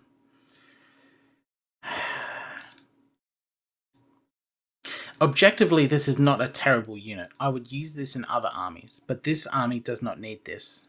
There's no units that can make use of it. The only case is the unpredictable fighter mark, where you can drop it in and put unpredictable fighter mark on things. But at that point, just use spells. The spells would do it better. Yeah. Let us know if you have a combo to use this, because I can't see it. And I've tried. Let's have a look at the Carnivo-rex. So quality 4, defense 2, fear 2, fearless, and tough 12. He's got 3 melee weapons which you can upgrade. So you can run, for example, 3 AP4 claws. He can have a regen, which is an amazing upgrade for him. You can change one of these claws into a breath attack, which is unique. So before attacking, you can roll a die, and a 2-up. A unit within 6 inches takes a blast 3 AP1. He can do this after running, by the way. It's not a shooting attack. It's a great little option. You can do it after charging. You can do it after charging. Yeah, you can do it after charging into the unit he's charging. Yeah, you can take him shooting if you want. He's got a 2-attack Deadly 6 Unstoppable. It's only AP2, but 2-attack Deadly 6 Unstoppable is pretty scary. You're hitting on 4s as well. Yeah, he's hitting on 4s. And he's so so scary in melee with his fear 2 and his defense 2 and his lots of attacks. Like I just kind of want use him in melee. You can take a gun if you want. There are some okay options there, but nothing there makes me go, "Oh, I'm going to take this unit so I can run it this way." Yeah, he's kind of crazy value for 280 points. Defense 2, tough 12 with fearless, and quality 3 morale for 280 points. That's a lot. So you can run the iconic distraction Carnifex. Just don't put any upgrades on him. Get a really scary model covered in like technical color blood, and just make your opponent just shoot him. And they're putting a lot of effort into trying to kill 280 points, or maybe 320 with regen. But he responds well to just having some AP4 attacks, so he can do some slapping against other Titans and things. You can run him into with 12 attacks with the Bane and Precise. This guy, interestingly, he really likes the unpredictable fighter. If you're not running the AP4, because he really enjoys having a +1 to hit or +1 AP, because it goes for his stomps as well. Yeah. So this is a good thing to help, if you have a Carnifex or multiple Carnifexes, strongly consider the unpredictable fighter. How do you like your Carnifexes this 3.5? It's tough. I like the Hive Tyrant more for serrated claws. I like the Venom throat / What was it? The Ambusher for whip limbs. I like Gene Stealers more for claws. None of the melee options on this make me go, I want to take the Carnifex to do this specific role. But at the end of the day, it's still a tough 12 to up save regen model. Yep. And none of the weapon options are bad. No. No, he's not his niche in the Combat Walker Venn diagram is tank. His output is not amazing, but he is tanky. He's got good regen, he's got fearless and to get the regen. Yep. Yeah. So he's still good, and yeah, I think run him melee and keep him semi-cheap and push him up. Take some heat off your Hive Tyrants who will do the actual killing. Yeah, I still think they're good.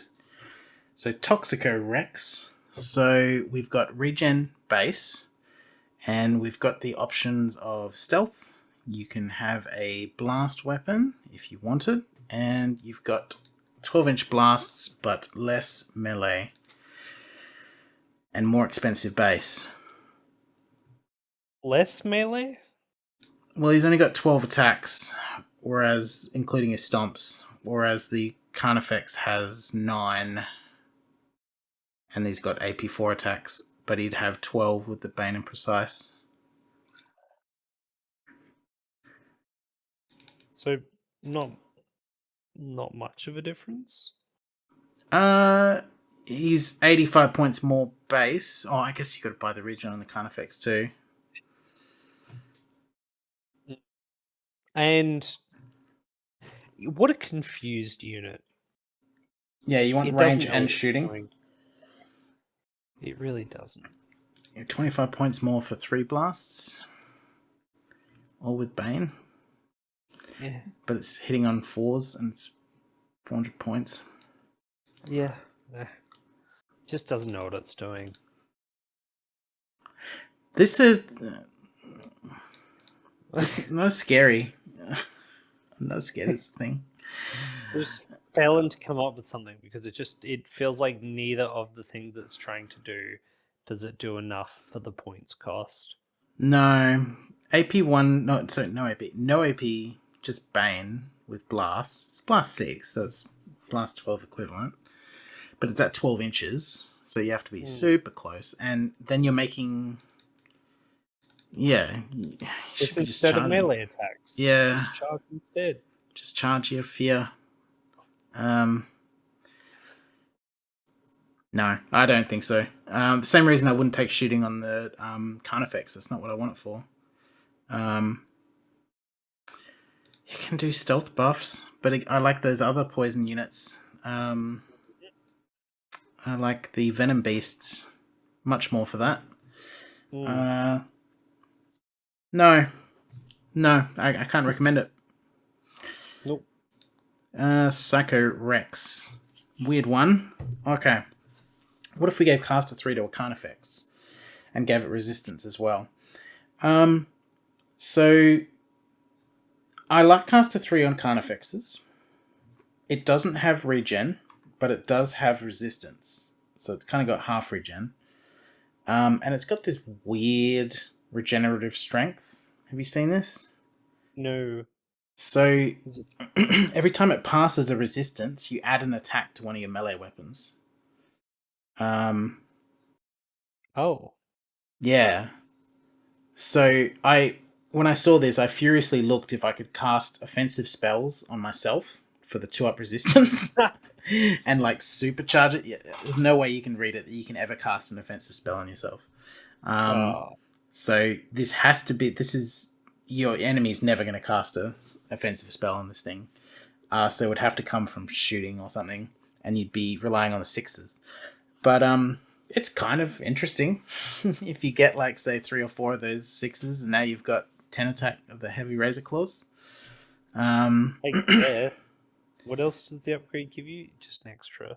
Just it changes the Psy Stinger, which is a 4 attack with rupture ranged attack, to an extra melee attack with this regenerative strength. You probably do it buy it for the melee attack anyway. Yeah, and then it's more of a more of a pure thing where it's just running and casting all the time. It's meleeing. It does extra meleeing when it takes, resistance saves. I don't think you ever take shooting on it. But you can get a reliable. It's basically a tanky Neuro-Tyrant. I'd rather have a Neuro Tyrant for less than half the points. I'd have 2 Neuro Tyrants and change. But you wouldn't have that attack profile or that defense profile. No, but I could have this. Solid melee. Yeah, I think this thing is pretty good. If you like casting, if you're having fun with the Synapse Beasts and the Synapse Tyrant, and you want more Synapse in your life, then Psycho-Rex is actually pretty cool. How much are we paying for this over a normal Carnifex? That's $425. So it's $425, and a Carnifex is $280. But he's got 9, whereas this guy's got 12 AP1 attacks and the 4 stomps. And he's got the half regen and resistance. I think it's a fair price. Caster as well. Yeah, the caster is what seals it. Yeah, pretty good. But only if you're running a caster strategy. Again, if you're running this guy, then you are now taking Psycho-Grunts. You just do it. And you're probably going to have a good time screaming at people psychically. Hive Burrower. Okay. So 385 points. You get Tough 15. You get Fearless. You get Ambush Base. You get Fear 3. Quality 4 Defense 2. And you have the option of these upgrades. So already this is a pretty good rate for what you're getting here. You get 9 attacks plus the 5 stomps, so 14 attacks coming out of ambush, tough 15. He's a tough boy at tough 15, defense 2. He's under 400 points and he deploys. He doesn't need any help deploying. He comes in with ambush. You can get surprise attack to mean he has infiltrate, so he can go up to 1 inches from enemy units and he does extra hits when he comes in. Kind of pretty good. You can change out the claws to get ranged attacks. Don't do this. He is a melee unit. You can run regen and stealth for 75 points. What do you think about that? Regen and stealth, 75 points on a tough 15, defense 2. You're over investing. Maybe in like a higher points game. You can make him a caster 3 too. Play. That's hilarious. Caster 3. It's too expensive for this caster 3, I think. 105 points is too much. And I think you're right. I think I'd rather just not spend the 75 points. And look, if you get through tough 15 defense 2, then congrats, you did it. 75 points, that's 3... What are they called? 3 chaff hero activations, you know? It's 3 winged grunts. 3 winged grunts, yeah. It's tough trade. I would consider running the AP4 just so that he has those 9 AP4 attacks just go into something and he's going to really 9 AP4 attacks and then 5 AP2 attacks means that he'll smash tanks as well, right? Yeah, so 45 points for that upgrade is worth it. Just that makes him a definite threat. Can't be ignored. He's coming in and yeah, you're going to struggle to kill tough 15. And he's got the Fearless, so he's got Fear 3. Fear 3 is a nice thing to have on a Defense 2 unit. Good unit. Yeah, he's a good unit. He's not auto-take, but I would strongly recommend taking him. He can't quite fit in 1,000 points, can he? No. He has to be 2,000. Okay. Well, that would have been funny. Alright, Tyrant Heavy Beast. So another tough 15. Fear 3, Defense 2. He can have regen for 50 points, and he can have these shooty deadly attacks. So this is probably the best deadly you can get in the army. We've got Deadly 3 Unstoppable, 2 attack AP2, and then you've got 2 attack AP3 Deadly 6. So we've got... Getting on 4. Hitting on a 4. Yep, there's no way around it. You're hitting on a 4, but you got 4 attacks, so that makes me feel a little bit better about rolling 4s. And there is no way to mitigate this, by the way, in the list. There's no +1 to hit anywhere. There just isn't. There's no relentless. He is hitting on 4s, so you just have to eat that. But he's fearless and tough 15, so he is a tough boy. And he's got stomps and things, so he's like a more durable anti-tank tank that doesn't just fall over in melee and is harder to kill because he's got fearless as well. He's not an auto take, but I kind of like him. What do you think about him? It's kind of nice that he's got that many shots, and your other sources of deadly, as we've talked about, you pay a decent bill, but this one you're paying a much higher bill because you're also buying up the tankiness at tough 15, defense 2. In most games I play, this is going to be just too much. Too much cost in a unit that doesn't do enough. You've been absolutely spoiled by Dow shooting. You can't perceive quality 4 shooting as being effective.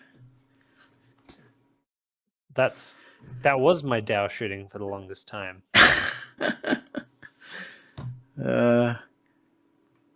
I think he's good. That's the fact that it's quality 4 and then AP2, or I guess AP3's. AP3 on a deadly 6. For 530 points, this is it doesn't quite do it for me. I like the tankiness on it, but I'd rather stick to Hive Guardians. Well, my thoughts on it is it could be a Hive Lord. It could be a Hive Lord almost fully equipped with AP4. But yeah, okay, let's compare Hive Guardian. Hive Guardians. So you got 530 points to play with. What, skewer cannons? Mm-hmm.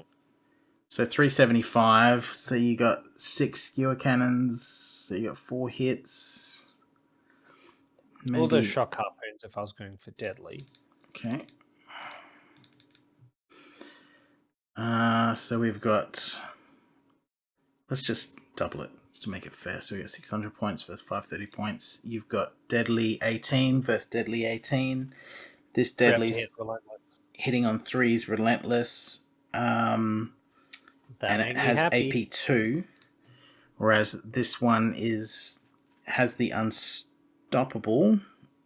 And it has the AP3. And it has the Defense 2. Although, to be fair, the Hive Guardians can have Defense 2 as well. It's got the Fearless. It's got less morale because it's only got quality 3 morale, and this is 18 wounds, and this is 15 wounds. So for 70 points, you're getting significantly more deadly shooting. Yeah, I see it. I think Hive Guardians do eat it into its role. Mm-hmm. Yeah. And you can buy the Hive Guardians piecemeal and 3-man squads for much cheaper. Yeah. You drop 2 Hive Guardian squads on the board, and yeah, you're getting 2 hits on average from each squad. More than that because of Relentless. But you have that upper thing of Relentless where you roll a 6 and your number of hits goes up quick. If you're playing Monster Mash and you just never want your enemy to get any blast value ever, then this is your anti-tank. Yeah. Carnivo-rexes, Hive Tyrants, Tyrant Heavy Beasts. There you go. There's your 2,000, 3,000 point list. Spawning Heavy Beast. Another tough 15 defense 2. This one's got the 18 inches, 18 shots with Rupture. And 6. Oh, 18. 3 of them. And we got Resistance as an option. We can change out the Stinger launchers individually into blast weapons or deadly weapons. So we can have, 6 of these AP2 Deadly 3 Unstoppables. It's interesting. And you can spawn. So you can spawn Hive Swarms, Shooter Grunts, or Assault Grunts. No upgrades, just 10 of the dudes. Well, there you go. There's your argument for where you can put shooter grunts. You can spawn them close enough to the enemy that they'll be able to shoot. Yeah, and they don't need any upgrades then if they're within 6 inches. And it's got battle pheromones. Not a bad place to put battle pheromones, to be honest. I'm going to call this a girl. This is a girl. This old girl's pretty tough. How much premium am I paying for my Shooter Grunts? So I'm paying a 10-point premium to have it spawn out of a heavy spawning beast. That's worth it. Yeah. That allows you to break the unit cap, activation cap, for 10 points. That's a decent amount of shots by itself as well. The 18 inches, 18 shots. Yeah, 18 shots. You could change it to the unstoppable too. I like the deadly unstoppable. It makes it more expensive, 60 points more expensive. But this is 18 deadly with unstoppable. Yeah, you've got to think about it in its in comparison to its contemporaries, right? It's 2 shots per gun, but it's AP2 deadly, which means they're in the same band of like 18-inch melters, which have half as many shots. But this is an 18-inch missile launcher with 2 shots. Yeah, which is a good price for. I like it. I kind of like it too. Which of these are you spawning? Because you can spawn this and they can attack straight away. Probably the assault grunts, right? I mean, yeah, you run them up and this could be a turn 1 charge. I guess you're giving up the guns if you run. Well, you don't use the guns. If you've gone for the deadly, you don't use the guns unless you're in range. If you've gone for the other, like the base guns, then you're probably going to be within range to shoot some infantry. It also allows you to unpredictable fighter mark and then just send the assault grunts. It all just sort of works on its own. To do the attack. It just works. Yeah, and it's not negligible melee. It's not great. It's not good melee, but it's not helpless either with Fear 3 and 8 attacks. Let's have a look at the Devourer. This is a super weird one. This whole heavy beast section feels kind of weird. It is a little bit weird. So 3 attacks with takedown AP2 Deadly 3. So it's a 3 attack AP2 Deadly 3 sniper rifle at 12 inches. Okay. It's got the same profile as the spawning beast otherwise. You can get resistance and you can get more dangerous melee attacks if you want. Actually, no, this is a way better profile because it's got 3 of these heavy razor claws. 430 points. It's a very murdery unit. This has to go into one model. It does, and it's ranged, and it's got so many melee attacks. You expect it to be in melee. It's just another heavy beast that I'd struggle to actually pick in a list. I would rather have a Hive Burrower if I'm doing melee, and if I'm doing ranged, I'd pick one of the other ones. It's it's doing both things. Not particularly well. How much does it cost for 9 AP4? 475. This isn't great into vehicles because it's 12 inches. Oh, that's not really a problem. What is this designed to kill? 3 AP2 Deadly 3 attacks. Like a embedded tough 6 heroes, probably. A Terminator hero or something? Yeah. No, I don't see it. Bit of a weird one. Artillery heavy beast. Alright, you want to spend lots of money? Here's your dude. So 3 deadly 6 attacks with indirect. Oh. And an AP3. Just sit at the back of the board and just put a clock on all the tanks. Pretty Oh, cool. but 735 points. Yeah, you are spending on this guy no matter what you do. There's no ways around it. So 3 blast 6 attacks with rending, or you can have 6 blast 3s. That's pretty cool. 6 blast 3s. I was a fan. I like the 6+3s, but How about some AP4 blast 6? 825 points. By the way, Ratman clans get this for like 250 points or something. The equivalent. it kills itself, but you don't care because it's rats. Who cares? Kills them first. Yeah, this guy's a little too expensive. These guns are good, but they're too expensive. Is there anything You like that's... this guy and his guns? You know what does better and is more points efficient for these sorts of weapons? Support grants. Anyway, let's move on. Invasion Artillery Spore.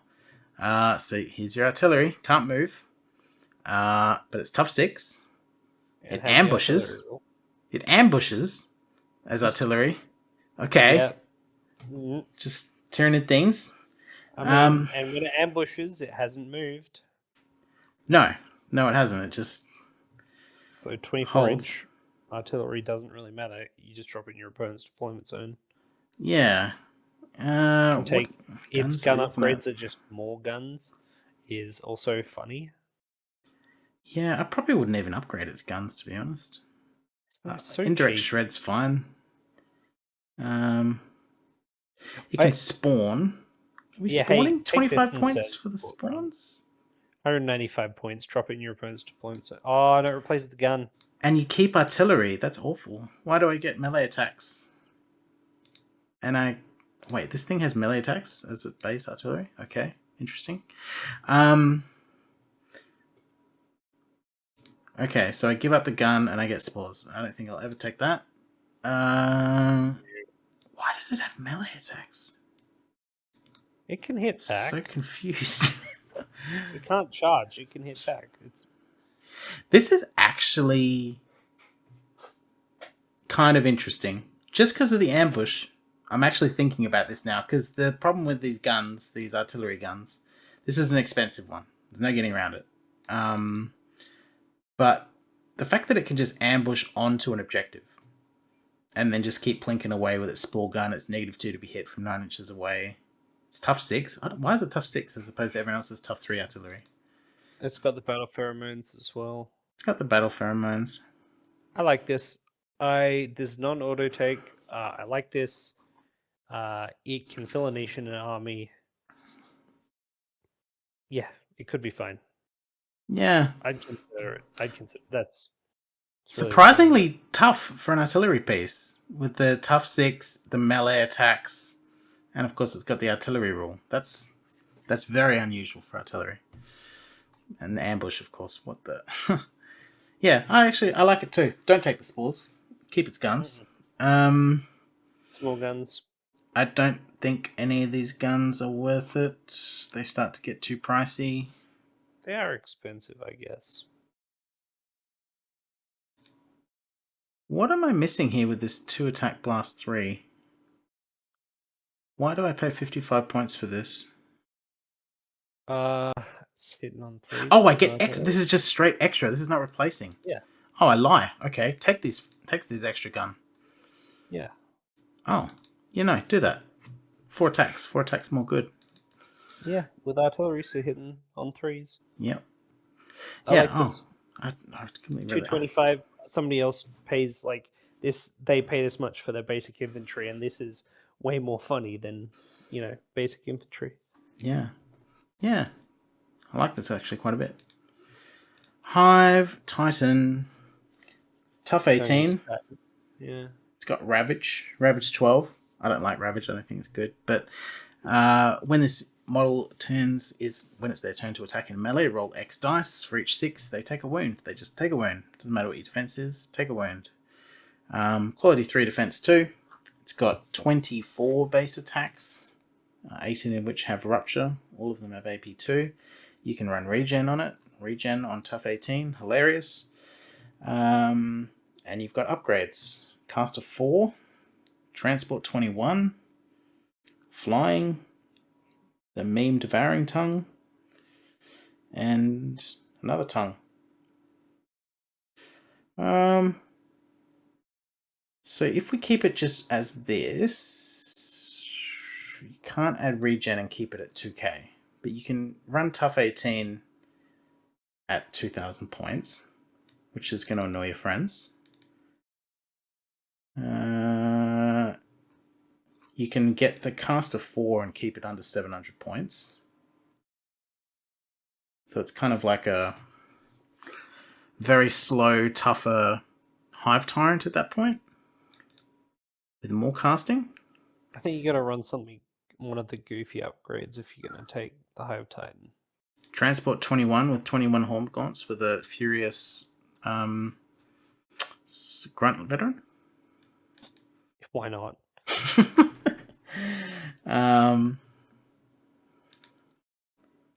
Just go hog wild. I don't know. This it's not a fits great into Titan. the games. But when everyone else is taking Titans because you're playing like beyond 3,000 points, I'm sure this will have a use.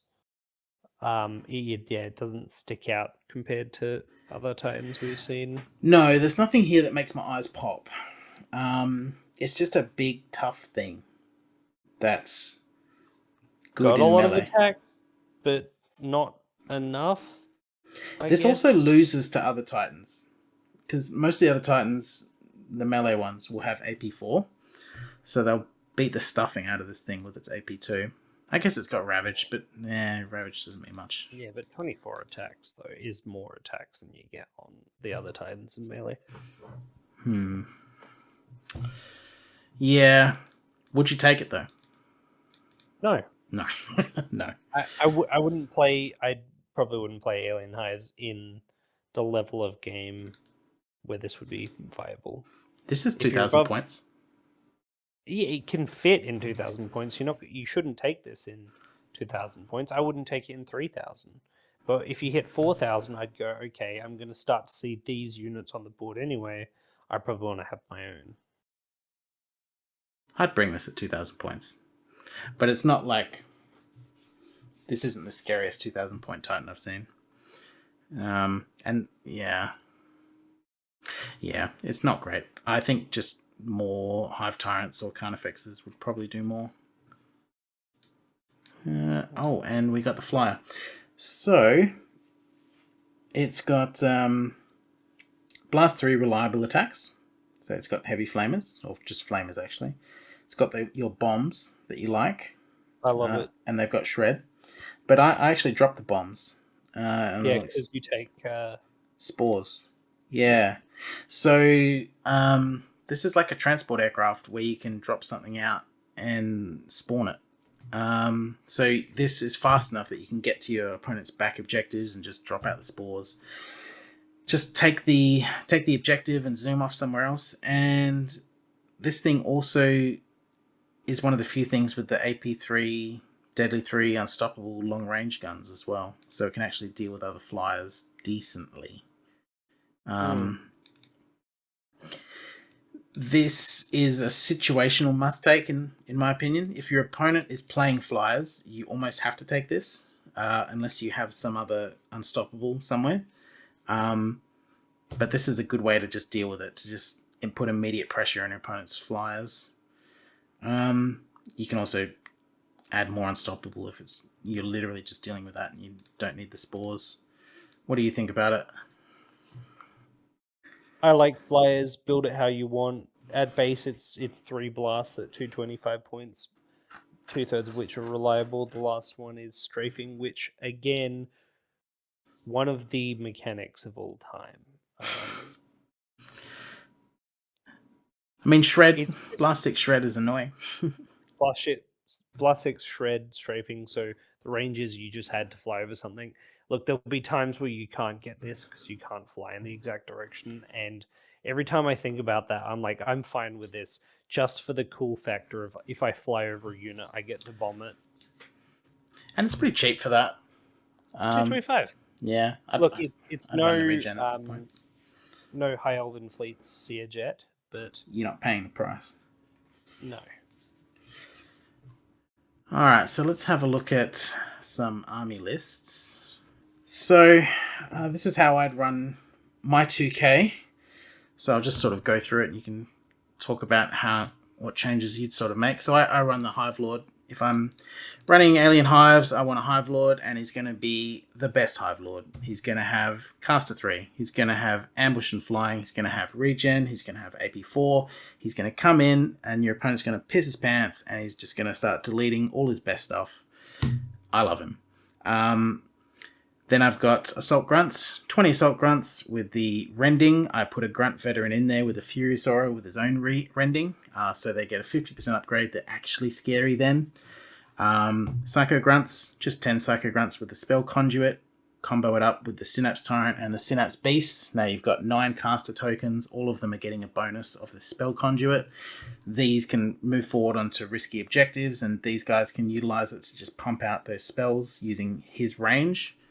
Just such a good combo for not many points. You got the Soul-Snatcher, Bomb, just Scout. I haven't put much into them because it's only 2,000 points, but just 10 Soul-Snatchers just running up. Carnifex. This is a Distraction Carnifex pretty much. He's not running much upgrades. He's just got one of the Serrated Claws because that's all I could afford. But he's just there to get some pressure off the Hive Lord and the Synapse Beasts and the Synapse Tyrants so they don't eat all the deadly. How I would envisage running this. So these guys all go on one flank, the Psycho-Grunts, Synapse Tyrant, and Synapse Beasts. These activate first. They push up, and then any spells that have to go off these guys can go next. The Soul-Snatchers, when you are deploying them, you have the information of what your opponent's doing. If you have something that you can charge for free, just take it as the first activation and just remove it from the board. If you don't, then you put these guys central in a place where they can't immediately get shot and go for the bottom of turn 1 charge. This will be your last activation in turn 1, and then go for the either first or second activation in turn 2, depending on the Hive Lord situation. So you'd be thinking in terms of your activations: Psycho-Grunts, the Synapse, Carnifex, the Assault Grunts, and then the Soul-Snatchers at the bottom. Assault Grunts also want to be at the bottom of the activation order, because the way you want to use these is you want to get them as undamaged as possible into turn 2. So you move them, keep them semi-hidden, use their Fast and their Strider to get them in a position where in turn 2 they can get a good charge in. And now you've got tons of pressure on turn 2. You've got the Soul-Snatchers potentially doing their second charge. You've got the Assault Grunts ready to delete something. You got the Hive Lord coming in who's going to delete stuff. They've probably been hit with a Terror Seeker Unpredictable Fighter on 3 units from one of these, and potentially this as well in turn 2. Yeah, it's just tons of pressure coming in turn 2. You've got decent amount of activations, and you've got Scout. It's a very scary Scout. You've got very scary ambushing. Yeah. Any changes that you would sort of add or subtract that you'd be thinking? I like this list. I think it's very much, I can see the influence of your favorite parts of the list, particularly the psychic combo that you've got in there. I wouldn't buy as hard at 2,000 points into the psychic combo. I'd drop the Tyrant, I'd drop the Wings on the Hive Lord, just run him on the ground at 2,000 points, tough 12 regen. He doesn't need to be hidden. He can be from day 1 throwing out his caster. That means you get double the use of the Psycho-Grunts early on still anyway, while losing the Synapse Tyrant. That frees out, about 240 points. That's enough for more Assault Grunts or Soul-Snatchers, or I feel like you need more Chaff Boys, or more just some Shooter Grunts would be good. warm. Chuck in a couple of Shooter Grunt units. Honestly, the double gargoyle squad, I'd rather have in there as well. Maybe chuck in that, and then a couple of pieces here and there, maybe a Hive Swarm. Yeah, but that's because, to me, in the same way that you really like this combo, the thing that I'm always going to take is that squad of gargoyles. Flying Grunts, I think, is the Winged Grunts. Winged, yeah. Yeah, aside from that, I do rate it. If you're running Soul-Snatchers without a leader, I might do 2 squads of 5. Ooh, interesting. Yeah. It's a solid consideration. Because you're also what? How many activations? It's 1, 2, 3, 4, 5, 6, 7 out of 10. Yeah. I'd push higher. I'd probably split up the Soul-Snatchers, and yeah, get some extra units in there by dropping the wings and the Tyrant. Yeah, I mean the Carnivo-rex is nice, and he'll do stuff, and he'll be horrifying for your opponent, but he feels a little out of place. Maybe I don't know. As I I don't know. said, I'd he's have. the distraction to get the deadly off these three. Because you just don't want the deadly firing into your Synapse Beast or your Synapse Tyrant or your Hive Lord. Plus, for 295 points, he chops things up that are equivalent to him. And anything else that is I, heavier, the Hive Lord will deal with. I think whether you changed it in the ways I suggested or kept it this way, this is a pretty solid list. I don't think it's a tournament topper list or anything. I don't think there's anything abusable about this, but it's a fun all comers list. You've got all of the different disparate things that give spiced alien hives in here. So yeah. So let's talk about alien hives generally. How are you feeling about the list as a whole? As someone who doesn't play Alien Hives and versus someone who plays Alien Hives, I'm pretty happy that they got a nerf from where they were 3.4. I am a little bit sad at how much I think they got downshifted by the edition change. Just compared to how much some of the other lists sort of got bumped up and nudged up and moved around. I think they were S tier Yep. before. In I think 3.4, now, inarguably. yeah, I think now like B to low A. I'd give him A tier. The thing with this army, though, so it's it's not an easy army to play. It's actually No, quite difficult. deceptively, it seems like it would be easy, but it's Yeah, not. a lot of your power is in melee, so you have to be, and your melee is, some of it is not very hard to kill. Um, so you have to be very careful with the way you activate your units and how you move about the board. You have all the tools in this list to be fairly murderous. There's lots of scout, there's lots of ambushing, there's very scary units, and there's good buffs. But there is the potential that if you don't quite build it correctly, because there's ways you can build it incorrectly, and if you don't, especially if you don't activate it correctly, you can just get shot to bits. That can actually happen now. There's armies that are very scary in shooting. Mm-hmm. So yeah, this isn't, and a lot of the auto take options that were so versatile in terms of their little upgrades they could have, the Ravenous, the Assault-Grunts, all their versatility and their strong things they could just pick, like having the No Retreat and Furious just base. That's all sort of been taken off and been moved into buffs where you have to start picking between them. So yeah, it's a strong army. I agree. I would put him in A, but I could see the argument for B. There will be times when you just scout and ambush and just absolutely murder people, but you could also get shot to absolute crap. You'll attrition with this army, right? Yeah. You'll be attrition down. Whether you run, I mean, without running skew, so just so many models your opponent can't pick them up, or so many big guys that they don't have the anti-tank for it.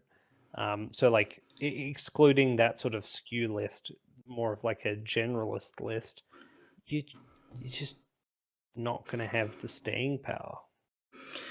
But there is some super scary units. Hive Lords are still terrifying. I am terrified of Hive Lords coming down behind my lines. Well, that's it. Maybe just drop 4 Hive Lords and then Uh, Gene Stealers and just all the stuff that we said was really good. Just only take those units, and I'm sure there's powerful combo in here. That's the other thing I was going to say, is that they have massive potential to skew. So if you're versing an Alien Hives player, they might bring 100 grunts. They could do that. They can bring 100 grunts. Or they might bring, as you said, 4 Hive Lords with, Carnifexes and Burrowers. That's also possible. They could do that. So you can't just bring an army and say, yeah, I've solved Alien Hives, because they can just bring completely different stuff, and all of it's pretty good. Some of it's extremely good. So you could lean into that as well if you're looking to be extremely competitive in Alien Hives. Not going to make a huge amount of friends doing that, but that's definitely something you can do. And that's Yeah. I think there's a lot of fun you can have playing the list. I think it requires a certain amount of tactics and strategy that's not great for a new player. But at the same time, if you just go into like a friendly game and throw a couple of Gribblies on the board and they just run it at the enemy, you'll probably still have a fun time anyway. It's not auto win. It's a strong army, and you don't have to feel bad for playing it anymore. This is not broken. I think Thanos fixed it. Although, actually, one nerf I think that I see is with, for example, HDF, with the morale increases there, and with like the hero focus, so people are getting a lot of morale buffs from taking aura heroes. Being able to stun people to death with alien hives also got worse, right? Melee, the real advantage was getting them below half health and then having them rout, and the rest of the unit is wiped. With, I think, a general focus towards better morale across a lot of the lists, that's also kind of like a shadow nerf in relative terms. Because routing super good, super important for melee, and a direct nerf where they lost their -1 morale spell. Yeah, that too. So I think that's going to be something you got to watch out for. That and your inability to take, melters or railguns. Long range deadly. Yeah. They do have a lot of anti. That's a weird thing about them now. They have the cheap reliable takedown. They've got the spell. They've got the infiltrating takedown units. They have lots of anti-character hate, like an extreme amount of anti-character hate, the most I've seen. So they do have the ability to just pick out and just remove all those characters, and that's going to help a little bit with the morale. But yeah, no, you are right. The morale increases across the board are going to make those big melees less decisive when it comes down to it, because they might be saving on a 3-up or something to not die. And then something like a great unit, usually like your Assault-Grunts, if it doesn't manage to get, if your opponent passed that morale check, suddenly you're a 5-up save unit right next to your opponents, and they're not even stunned, and you're just, you're not going to stand up to their return response. That'll do it for this time. I think Tano did well with this list, so it did bring it down. It's not S tier, it's not absolutely broken anymore, but it's a good list with lots of different ways to run it. So we will see you guys next time. Yeah, see ya.